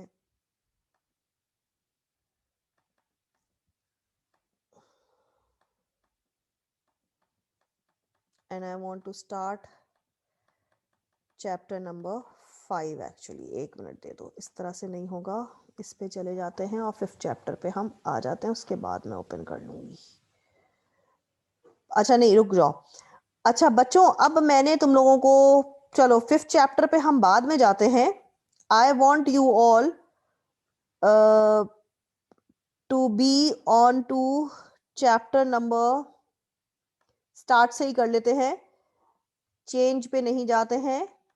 I want to go, change management is chapter number 4, right. मैं चेंज पे नहीं जाऊंगी, मैं अभी बात करती हूँ टाइप्स ऑफ आपके ऑर्गेनाइजेशन। ठीक है, that is chapter number 3 is organisation structure, if I am not wrong. Yes, organisation structure. ठीक है, 3 जो 3rd चैप्टर है वो है ऑर्गेनाइजेशन स्ट्रक्चर।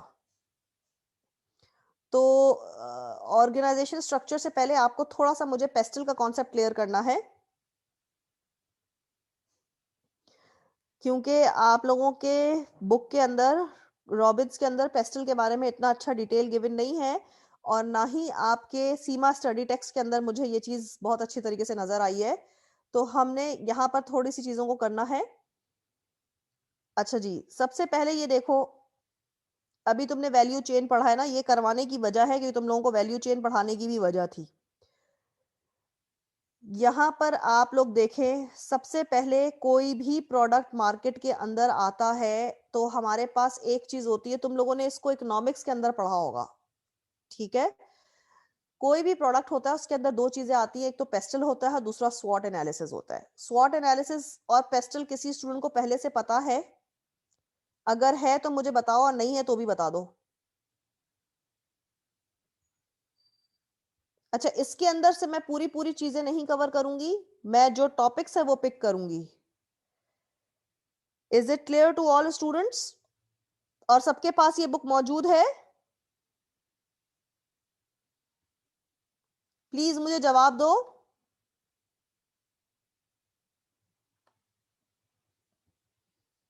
ओके,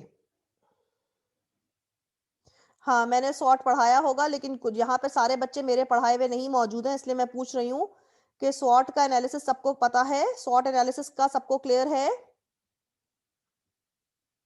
ठीक है जी, अब आ जाते हैं। सबसे पहले तुम लोगों को मैं सॉर्ट एनालिसिस से स्टार्ट करवाती हूँ, उसके बाद हम बात करेंगे पेस्टल की। ठीक है, सॉर्ट एनालिसिस पे आ जाओ। ये है सॉर्ट एनालिसिस। तो सॉर्ट एनालिसिस करना है और वैल्यू चेन हमें यहां से करना है। सॉर्ट एनालिसिस के अंदर जब हम आते हैं तो इसका मतलब क्या होता है? Strength, weakness, opportunity and threat. Strength are internal strengths. इन स्ट्रेंथ और वीकनेस दोनों इंटरनल फैक्टर्स होते हैं। इसको इस जगह देखो, इस डायग्राम के अंदर देखो। यहां पर थोड़ा सा क्योंकि ये मैंने पीडीएफ के अंदर की बुक थी और मैंने इसको अभी ओपन किया है आपके वर्ड के अंदर, क्योंकि PDF I don't know why it's not opening, मैं इसको बाद में चेक करूंगी लैपटॉप में क्या मसला है। बट यहां आ जाते हैं, देखें ये दोनों चीजें स्ट्रेंथ और वीकनेस, यहां पर इंटरनल की हेडिंग लिख लो। स्ट्रेंथ और वीकनेस दोनों चीजें इंटरनल होती हैं, ये इंसान के ऑर्गेनाइजेशन के अपने कंट्रोल में होती है कि उसके प्रोडक्ट की क्या स्ट्रेंथ और क्या वीकनेस है। ये इंटरनल फैक्टर्स बोलते हैं because these are controllable factors. ठीक है, अपॉर्चुनिटी और थ्रेट को हम कहते हैं दीज आर एक्सटर्नल फैक्टर्स। यहां पे एक्सटर्नल की हेडिंग डाल लेना, दीज आर एक्सटर्नल फैक्टर्स। और एक्सटर्नल फैक्टर्स को हम क्यों एक्सटर्नल कहते हैं? बिकॉज ये हमारे कंट्रोल से बाहर होती हैं चीजें। Organisation can not control the opportunities and threats, ठीक है। अब स्ट्रेंथ और अपॉर्चुनिटी ये दोनों चीजें इस वाले एक्सेस के ऊपर पॉजिटिव लिख लेना, यहाँ इंटरनल आएगा, यहाँ एक्सटर्नल आएगा, यहाँ पॉजिटिव आएगा, यहाँ नेगेटिव आएगा। ये दोनों चीजें किसी भी ऑर्गेनाइजेशन के लिए उसकी स्ट्रेंथ और उसकी अपॉर्चुनिटी पॉजिटिव चीज है। वीकनेस और थ्रेट ये दोनों किसी भी इंसान या किसी भी प्रोडक्ट के लिए वीकनेस है, that is negative. Is it clear to all students?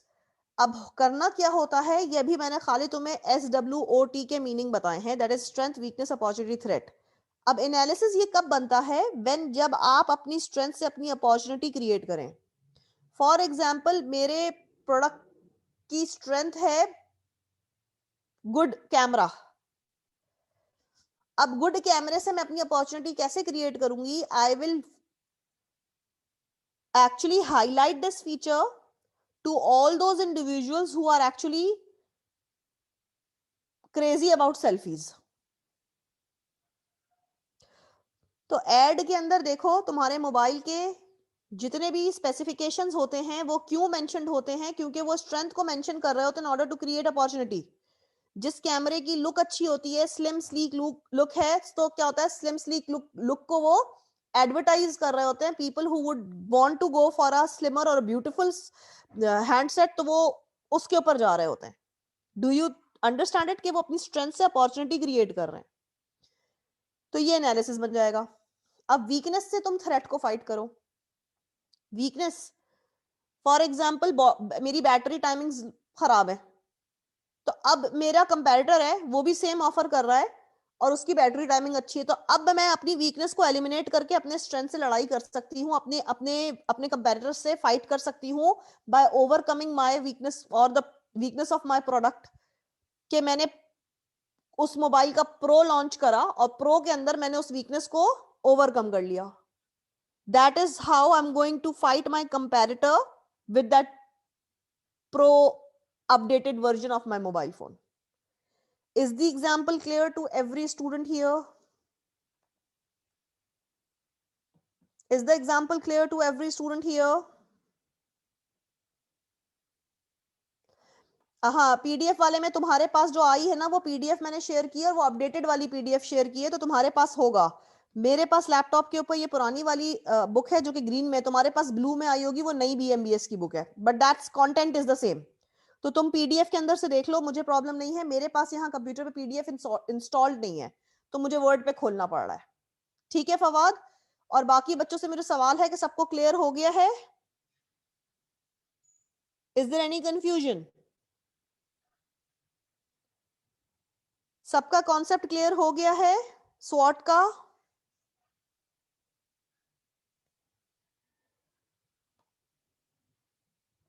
Okay good.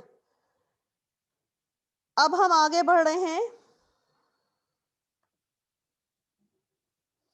और मैं जा रही हूं कंपैरेटिव स्ट्रेटजी के अंदर। आप अपने कंपैरेटर से 3 चीजों के बेसिस के ऊपर कंपटीशन कर सकते हैं। सबसे पहले कॉस्ट लीडरशिप का मतलब होता है इतनी मिनिमम कॉस्ट में प्रोड्यूस करना कि तुम्हारा कंपैरेटर तुम्हारी प्राइस को मैच ना कर सके। कॉस्ट लीडरशिप का मतलब होता है इतनी अफोर्डेबल प्राइस में किसी प्रोडक्ट को बेचना, इतनी रिड्यूस प्राइस में किसी प्रोडक्ट को बेचना कि कंपैरेटर के लिए उस प्राइस को मैच करना डिफिकल्ट हो जाए। ठीक है। प्रोडक्ट डिफरेंशिएशन, तुम्हारे प्रोडक्ट के अंदर ऐसा कौन सा फीचर है जो तुम्हारे कंपैरेटर के प्रोडक्ट के अंदर नहीं है। प्लीज अगर चाहो तो साइड पे तुम लोग लिखते चले जाओ, नोट्स बना लो, अब ये चीजें इंपॉर्टेंट है।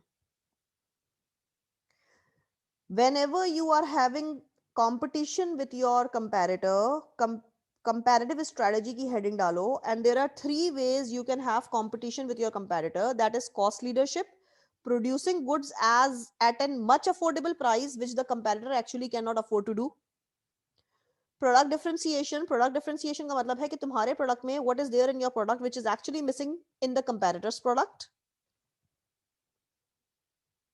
और तीसरा है focus.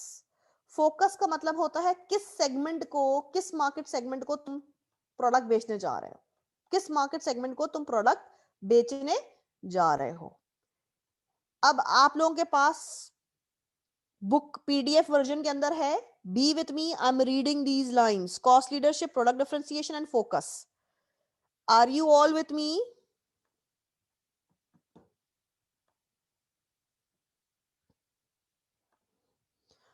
Cost leadership, a company that is a cost leader in an industry is able to make and sell its good at a lower cost than its competitor.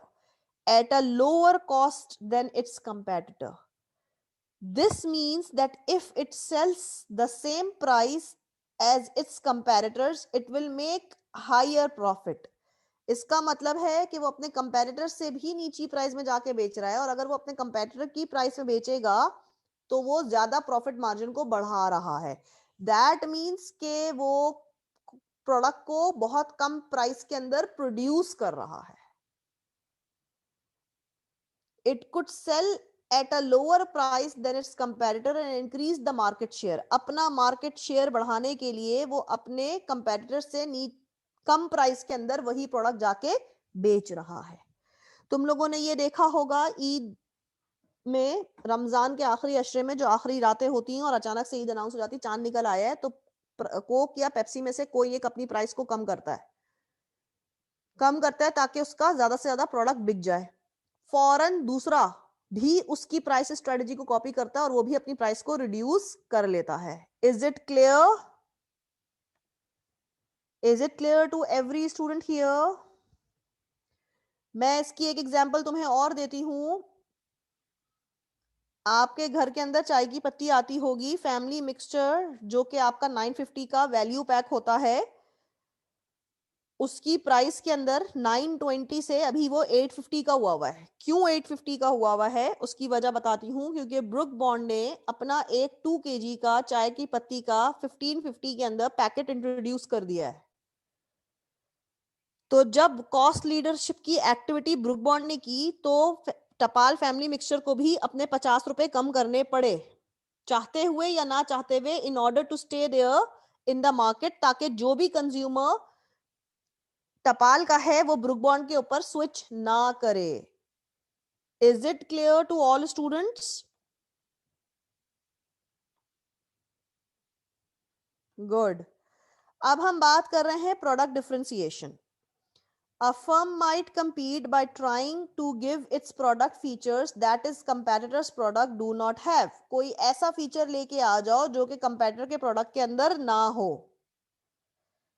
How is my product different than the competitor's offering or than the competitor's product? If these features are valued by consumer, the product can be sold at a higher price. अगर मेरे product के अंदर कोई अच्छा feature है तो मैं अपने प्रोडक्ट की प्राइस अकॉर्डिंगली बढ़ा सकती हूँ, तो लोग मेरा प्रोडक्ट ज्यादा प्राइस में भी खरीद लेंगे, because my product is better than the competitors offering. Product might be differentiated with actual enhancement or by marketing, for example active advertising campaigns. Product अगर सेम भी है तो मार्केटिंग हम बहुत जबरदस्त कर दें या हम प्रोडक्ट के फीचर के अंदर कोई चेंज लेके आ जाएं. Actual enhancement might be copied by comparator, और कंपैरेटर उसको फौरन कॉपी करने की कोशिश करेगा. Is it clear to all students here? बच्चों एग्जाम्पल क्लियर है तमाम तर लोगों को?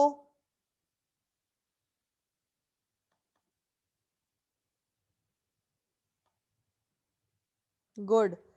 आगे बढ़ रहे हैं. Focus. This relates to whether the producer targets a mass market or small market part of the market, जिसको हम नीच मार्केट कहते हैं. अब मेरा फोकस किस मार्केट सेगमेंट पे है?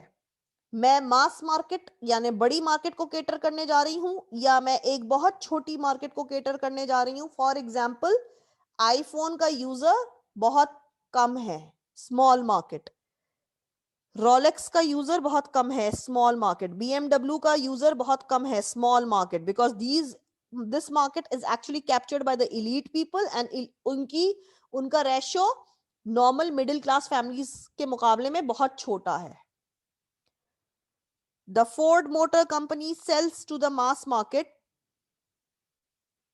For example Suzuki, is selling to the mass market. आप यहां की मार्केट के हिसाब से एग्जांपल समझना चाहो तो, ठीक है। Aston Martin sells to the top end of the market. Both Ford and Aston Martin sells cars, but they do not compete each other. इसी तरीके से सुजुकी जो है वो मास मार्केट को बेचता है, और हम कह देते हैं कोई यहाँ पे सबसे अच्छी कौन सी गाड़ी चल रही है जो कि कम लोगों के पास है, जिसकी अफोर्डेबिलिटी नहीं है, क्या नाम बताओ। रैंड रोवर कर लो, ठीक है, रेंज रोवर कर लो, ठीक है। तो क्या होता है, वो कम लोग खरीद रहे हैं, 1 या 2%। तो अब दोनों तो गाड़ी की कंपनीज हैं, बट दोनों का टारगेट मार्केट डिफरेंट है। Is it clear?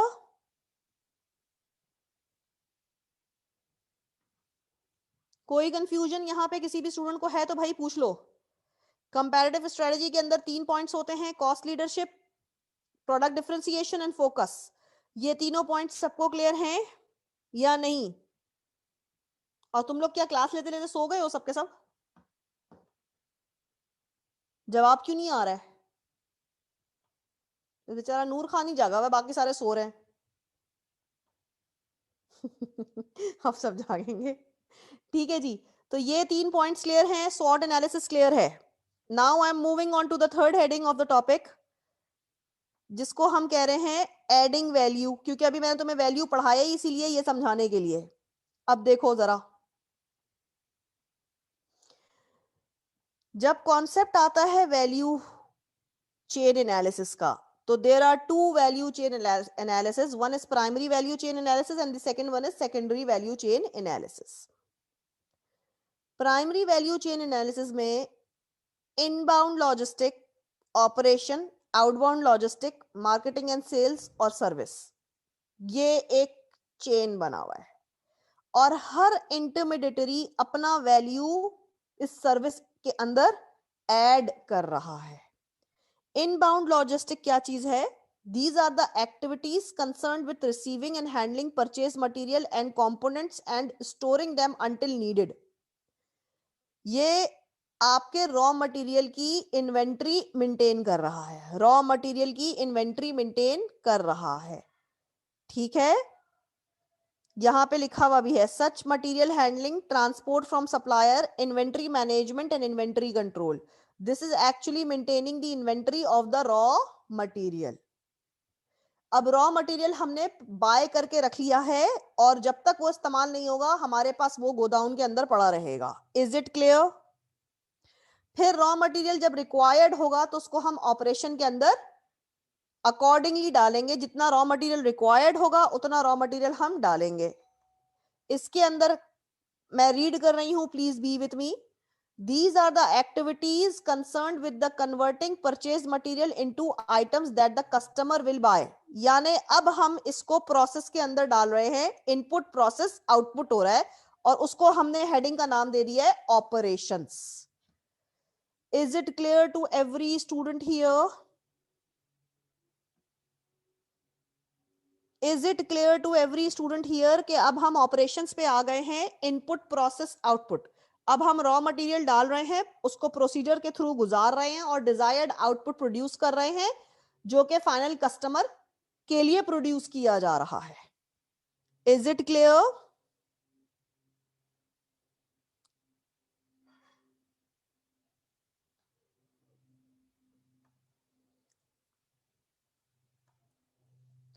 आगे बढ़ते हैं। अब हम आउटबाउंड लॉजिस्टिक पे आ रहे हैं। आउटबाउंड लॉजिस्टिक का मतलब होगा अब दोबारा सप्लायर आएगा, लेकिन यहां पे जो सप्लायर आएगा वो इनबाउंड लॉजिस्टिक से डिफरेंट सप्लायर होगा। ये इनबाउंड लॉजिस्टिक के अंदर रॉ मटेरियल का सप्लायर था। अब ये आउटबाउंड लॉजिस्टिक के अंदर सप्लायर वो होगा जो कि इंटरमीडिएटरी होगा, जो सप्लायर हमारा फिनिश्ड गुड लेके मार्केट में जाके बेचेगा, ठीक है। These are the activities concern with the storage of finished goods. वो था रॉ मटेरियल, ये है finished goods before sales, and distribution and delivery of goods for services to the customers. For service, outbound logistic relate to delivery of the service at the customer's own premises. Is it clear to all students here? Inbound logistic, operation and outbound logistic. सबको clear है?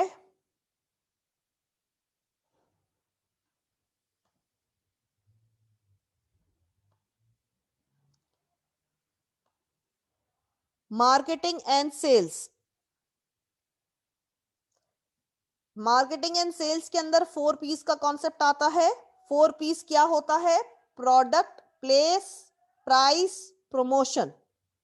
अब हम अपने product को बेचने के लिए जा रहे हैं, उसको मार्केट करेंगे। मार्केट का मतलब होता है क्रिएटिंग दी अवेयरनेस, और सेल्स का मतलब होता है बेचना। हम अवेयरनेस क्रिएट करते हैं अबाउट द प्रोडक्ट, प्लेसमेंट करते हैं कि वो अवेलेबल है हर आउटलेट के ऊपर, उसकी प्राइस कितनी है, और उसकी प्रमोशन मतलब मार्केटिंग कैंपेन किस तरह से हो रही है, उसकी पैकेजिंग, सारी चीजें प्रमोशन का पार्ट बन जाता है। ठीक है, ऑफरिंग्स भी प्रमोशन का पार्ट होता है। ठीक है, अब आ जाते हैं हम सर्विस के ऊपर, जो कि लास्ट कंपोनेंट है। Are you all with me?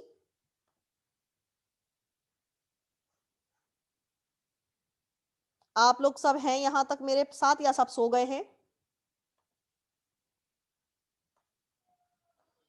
Okay, now I am discussing the last part of this thing, that is service. Service के अंदर सारी वो एक्टिविटीज होती हैं जो आफ्टर पॉइंट ऑफ सेल होती है, यानी आफ्टर सेल सर्विसेज देना।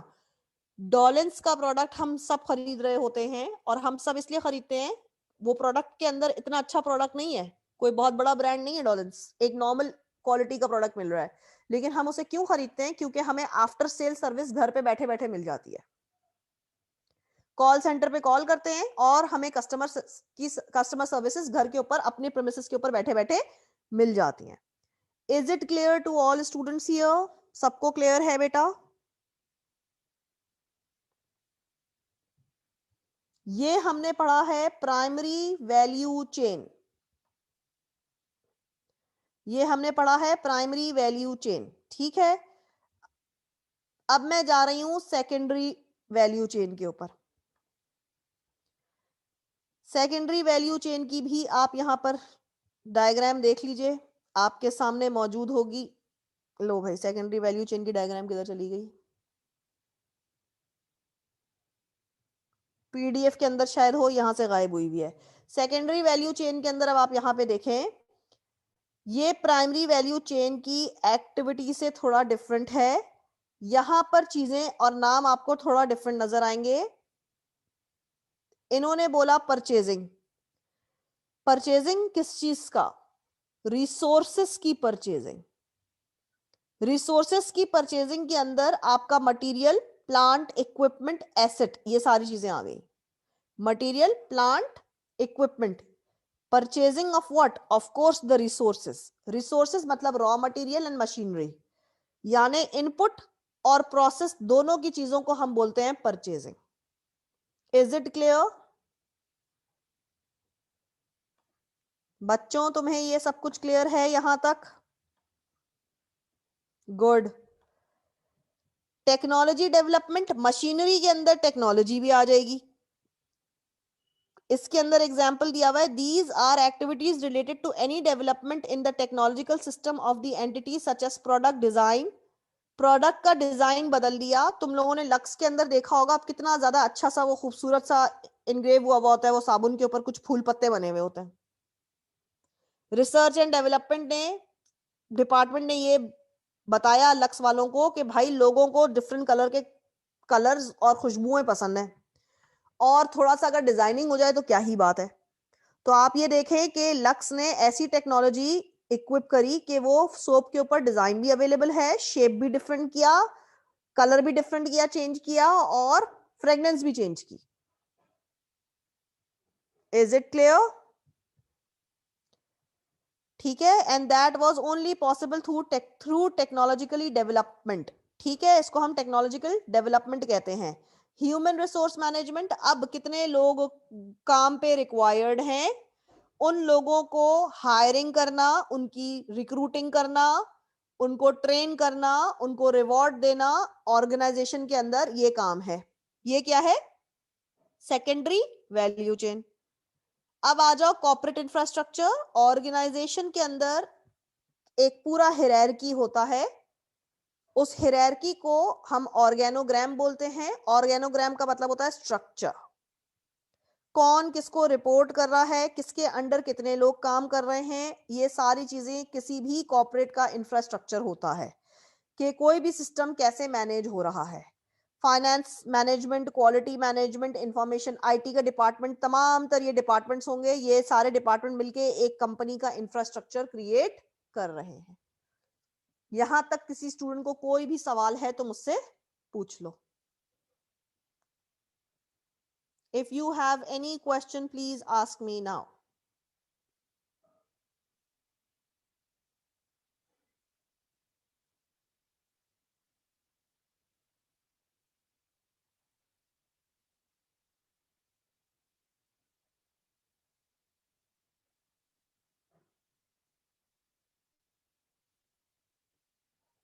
If you have any question, please ask me now. It's all clear. पक्की बात है? पक्की बात है? Okay.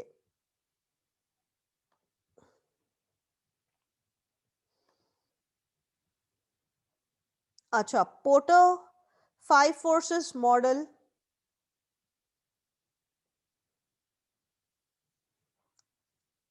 आप लोगों ने पहले ये किसी चैप्टर के अंदर किया हुआ है। देखो बेटा, मुझे इसलिए थोड़ी सी चीजें याद नहीं होंगी, मैं यही चीजें पढ़ा रही हूँ हर जगह, तो मुझे ये याद रखना कि ये किधर कवर हुआ है और किधर कवर नहीं हुआ है, क्योंकि मुझे ऐसा लग रहा है कि फवाद ने शायद करा होगा, क्योंकि ये पोर्टर 5 फोर्सेस मॉडल सीमा के स्टडी टेक्स्ट के अंदर भी मौजूद है। बट तुम लोगों का मुझे नहीं पता कि ये रॉबिन्स के अंदर मौजूद था कि नहीं था। मेरा जहां तक ख्याल है अर्ली चैप्टर्स के अंदर, मिड चैप्टर्स के अंदर, चैप्टर 4, 5, 6 के अंदर ये मौजूद होगा। किसी भी स्टूडेंट को याद है तो प्लीज चैट स्क्रीन पे बता दो, वरना मैं इसको रिपीट कर देती हूं। चलो जी, रिपीट करते हैं। 5 फोर्सेस मॉडल का मतलब होता है ये 5 फोर्सेस होती हैं और हेनरी पोर्टल ने इन फोर्सेस को नाम दे दिया है। सबसे पहले थ्रेट्स फ्रॉम पोटेंशियल एंट्रेंट्स। किसी भी मार्केट के अंदर, फॉर एग्जांपल मैं सर्विस इंडस्ट्री में हूं, I talk about my own self, मैं एक लेक्चरर हूं। कोई भी फ्रेश ग्रेजुएट, कोई भी फ्रेश पीएचडी डॉक्टर आके इंडस्ट्री ज्वाइन कर लेता है एज अ लेक्चरर, तो मैं ऑलरेडी मौजूद हूं मार्केट में। तो अब मुझे उस न्यू एंट्री से थ्रेट होगा, अगर वो ज्यादा केपेबल है, उसकी क्वालिफिकेशन मुझसे ज्यादा है, तो ऑफ कोर्स मुझे थ्रेट होगा और मैं उसकी तमाम तरह स्ट्रेटजीज के ऊपर नजर रखूंगी। ये तो मैंने सर्विस की एग्जांपल दी है। प्रोडक्ट के अंदर भी यही हो रहा होता है। कोई नया प्रोडक्ट आता है तो पुराने प्रोडक्ट के लिए वो थ्रेट हो जाता है कि कोई नया प्रोडक्ट एंटर हो गया मार्केट के अंदर। दोनों एक दूसरे के लिए थ्रेट होते हैं। उसके लिए भी एंटर होना आसान नहीं है और हमारे लिए भी मुश्किल है कि मार्केट में बैठे हुए कोई भी किसी भी वक्त एंटर हो सकता है।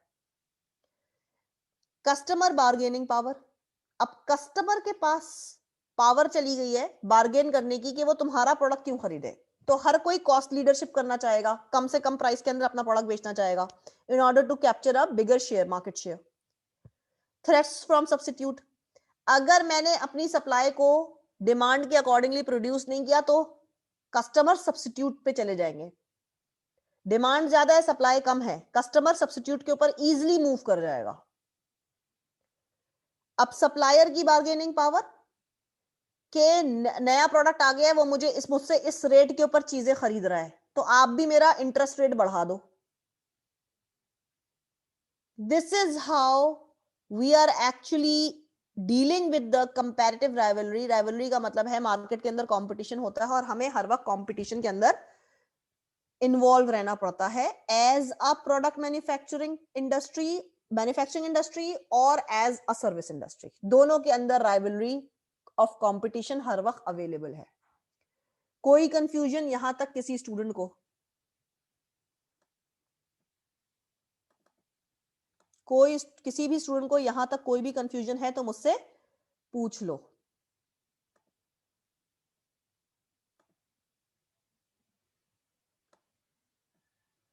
बोलो फवाद।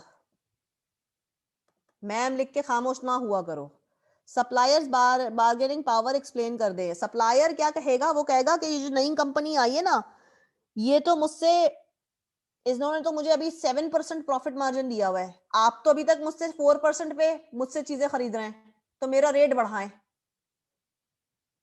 वो मुझे रॉ मटेरियल सप्लाई कर रहा है, सप्लायर दो तरफ होते हैं, इनबाउंड लॉजिस्टिक एंड आउटबाउंड। या तो मैं उससे रॉ मटेरियल खरीद रही हूँ तो रॉ मटेरियल के पैसे वो बढ़ाएगा, या वो अगर आउटबाउंड लॉजिस्टिक के अंदर है तो वो कहेगा कि भाई मैं मार्केट तक तुम्हारा रिटेलर तक सपोर्ट कर रहा हूं, मेरा कट बढ़ाओ। Is it clear Fawad? हाँ ठीक है। अब जाते हैं अगले पेज के ऊपर। यहां पर आपको ये सारी चीजें एक्सप्लेन है किताब के अंदर, इसको पढ़ लेना। अगर कोई चीज समझ में नहीं आएगी तो आप मुझसे पेज नंबर के साथ पूछेंगे बच्चों। ये पूरी जो कहानी मैंने तुम्हें उस डायग्राम के ऊपर एक्सप्लेन की है, स्विचिंग कॉस्ट, एक प्रोडक्ट से दूसरे कॉस्ट के ऊपर मूव करने का, स्विचिंग कॉस्ट जब कम होती है तो बहुत आराम से कस्टमर मूव कर जाता है। ये पूरी थ्योरी जरा सा रीड कर लेना, इसको इतना डिटेल में जाके पढ़ने की जरूरत नहीं क्योंकि हमारे पास एमसीक्यूज आएंगे। ये जो कोर्स है बीएमबीएस का, इन बच्चों को थ्योरेटिकल पेपर अटेम्प्ट करना पड़ता है, तो इनके लिए ये थ्योरी है। तो ये समझाया हुआ किताब तो बहुत अच्छी है बट इसको कवर करना बहुत इतना आसान काम नहीं है। ठीक है, तो ये मैंने सिर्फ इसलिए शेयर किया कि यहाँ पे बहुत अच्छे से समझाया हुआ है, एक्सप्लेन किया हुआ है। अगर आप इसको रीड कर लीजिएगा और अगर कोई भी प्रॉब्लम आती है तो you will ask me. I will B keeping the lecture today till here, इससे आगे मैं नहीं बढ़ूंगी। अच्छा, तुम्हें एक इसके अंदर पेस्टल खाली मैंने करवाना है, तो मुझे अब पेस्टल का पेज करवा देने दो। पेस्टल हो जाता है, मैं तुम्हें बता दी तुमने पेस्टल भी करना कहां से है। पेस्टल इस किताब के अंदर जगह जगह हुआ है, लेकिन मैं आपको पेज नंबर बता देती हूँ कि पेस्टल लिखा हुआ कहां है। वेट,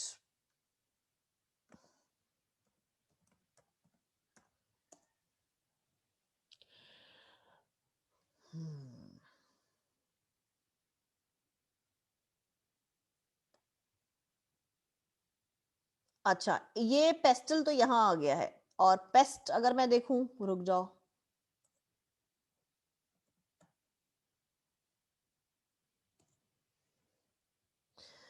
इन्होंने चैप्टर नंबर 4 के अंदर पेस्टल दिया हुआ है, वेयर एज चैप्टर नंबर 2 के अंदर भी पेस्ट होना चाहिए। मैं चैप्टर 2 के अंदर चली जाती हूँ, वेट करो।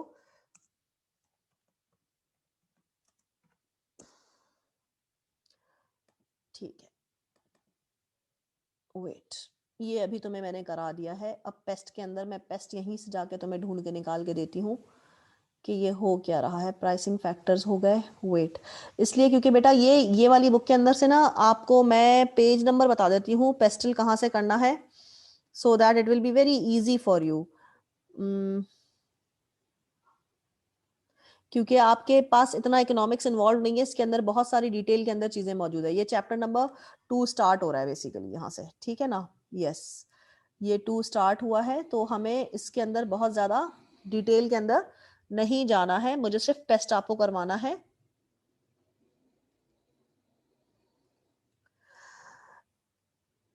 एंड इसके अंदर एक जगह बहुत अच्छे से लिखा हुआ है, that is what I am waiting for, लेकिन वो मुझे अभी नजर नहीं आ रहा है।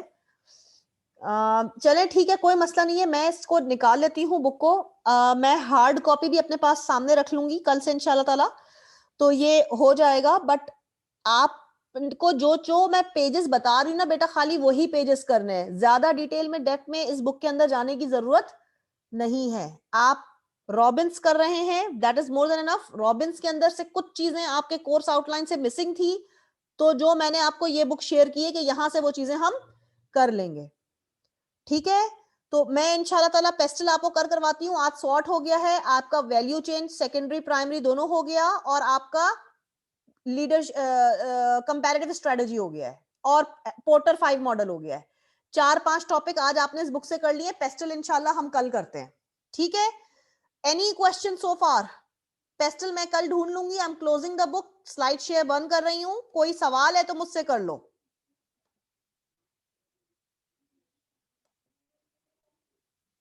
एनी क्वेश्चन बच्चों? अब जो पेज नंबर मैं बताऊंगी, मैम चैप्टर 2, 3, 5 बीएमबीएस वाली बुक से पढ़ने हैं या रॉबिन से? फवाद, तुम अगर खुदा के लिए कोर्स आउटलाइन निकालो पहले, और कोर्स आउटलाइन में पहले रॉबिन्स के चैप्टर से टिक लगा लो कि क्या क्या टॉपिक हो गए हैं। जो चैप्टर 2, 3, 5, 2, 3, 4, 5 कर लो। 2, 3, 4, 5 आपको बीएमबीएस से पूरे पूरे चैप्टर नहीं करने, छोटे छोटे टॉपिक्स करने हैं, जो कि तुम्हारे कोर्स आउटलाइन के अंदर तुम्हें नजर आएंगे। उसके अंदर पेस्टल है, उसके अंदर तुमने आज कर लिया वैल्यू चेन एनालिसिस, तुमने कर लिया पोर्टर 5 फोर्सेस मॉडल, तुमने कर लिया कंपैरेटिव स्ट्रेटजी। ठीक है, तो ये जो टॉपिक्स हैं तुमने कर लिया। अच्छा, ये मैं तुम्हें क्यों करा रही हूं, क्योंकि मैं तुम्हें ऑर्गेनाइजेशन स्ट्रक्चर कराऊंगी। Organisation structure is chapter number 3। उसके बाद ऑर्गेनाइजेशन का culture chapter number 5, change management chapter number 4। तो आपको टॉपिक्स करने हैं करिकुलम के। जो आपके रॉबिन्स के अंदर अगर कोई टॉपिक मिसिंग है या मुझे इतना क्लैरिटी ऑफ आइडिया नहीं हुआ है, तो वो मैंने आपको ये बुक शेयर कर दी है। This is not only for Fawad but all other students. मैं व्हाट्सएप के ग्रुप पे अभी एक मैसेज भी कर दूंगी। तो इंशाल्लाह फिर कल मुलाकात होती है। जो पेज नंबर, जो टॉपिक्स मैंने आपको बीएमबीएस वाली बुक से करवाए हैं, इनको रीड कर लीजिएगा सरसरी तौर पे और मुझसे पूछ लीजिएगा।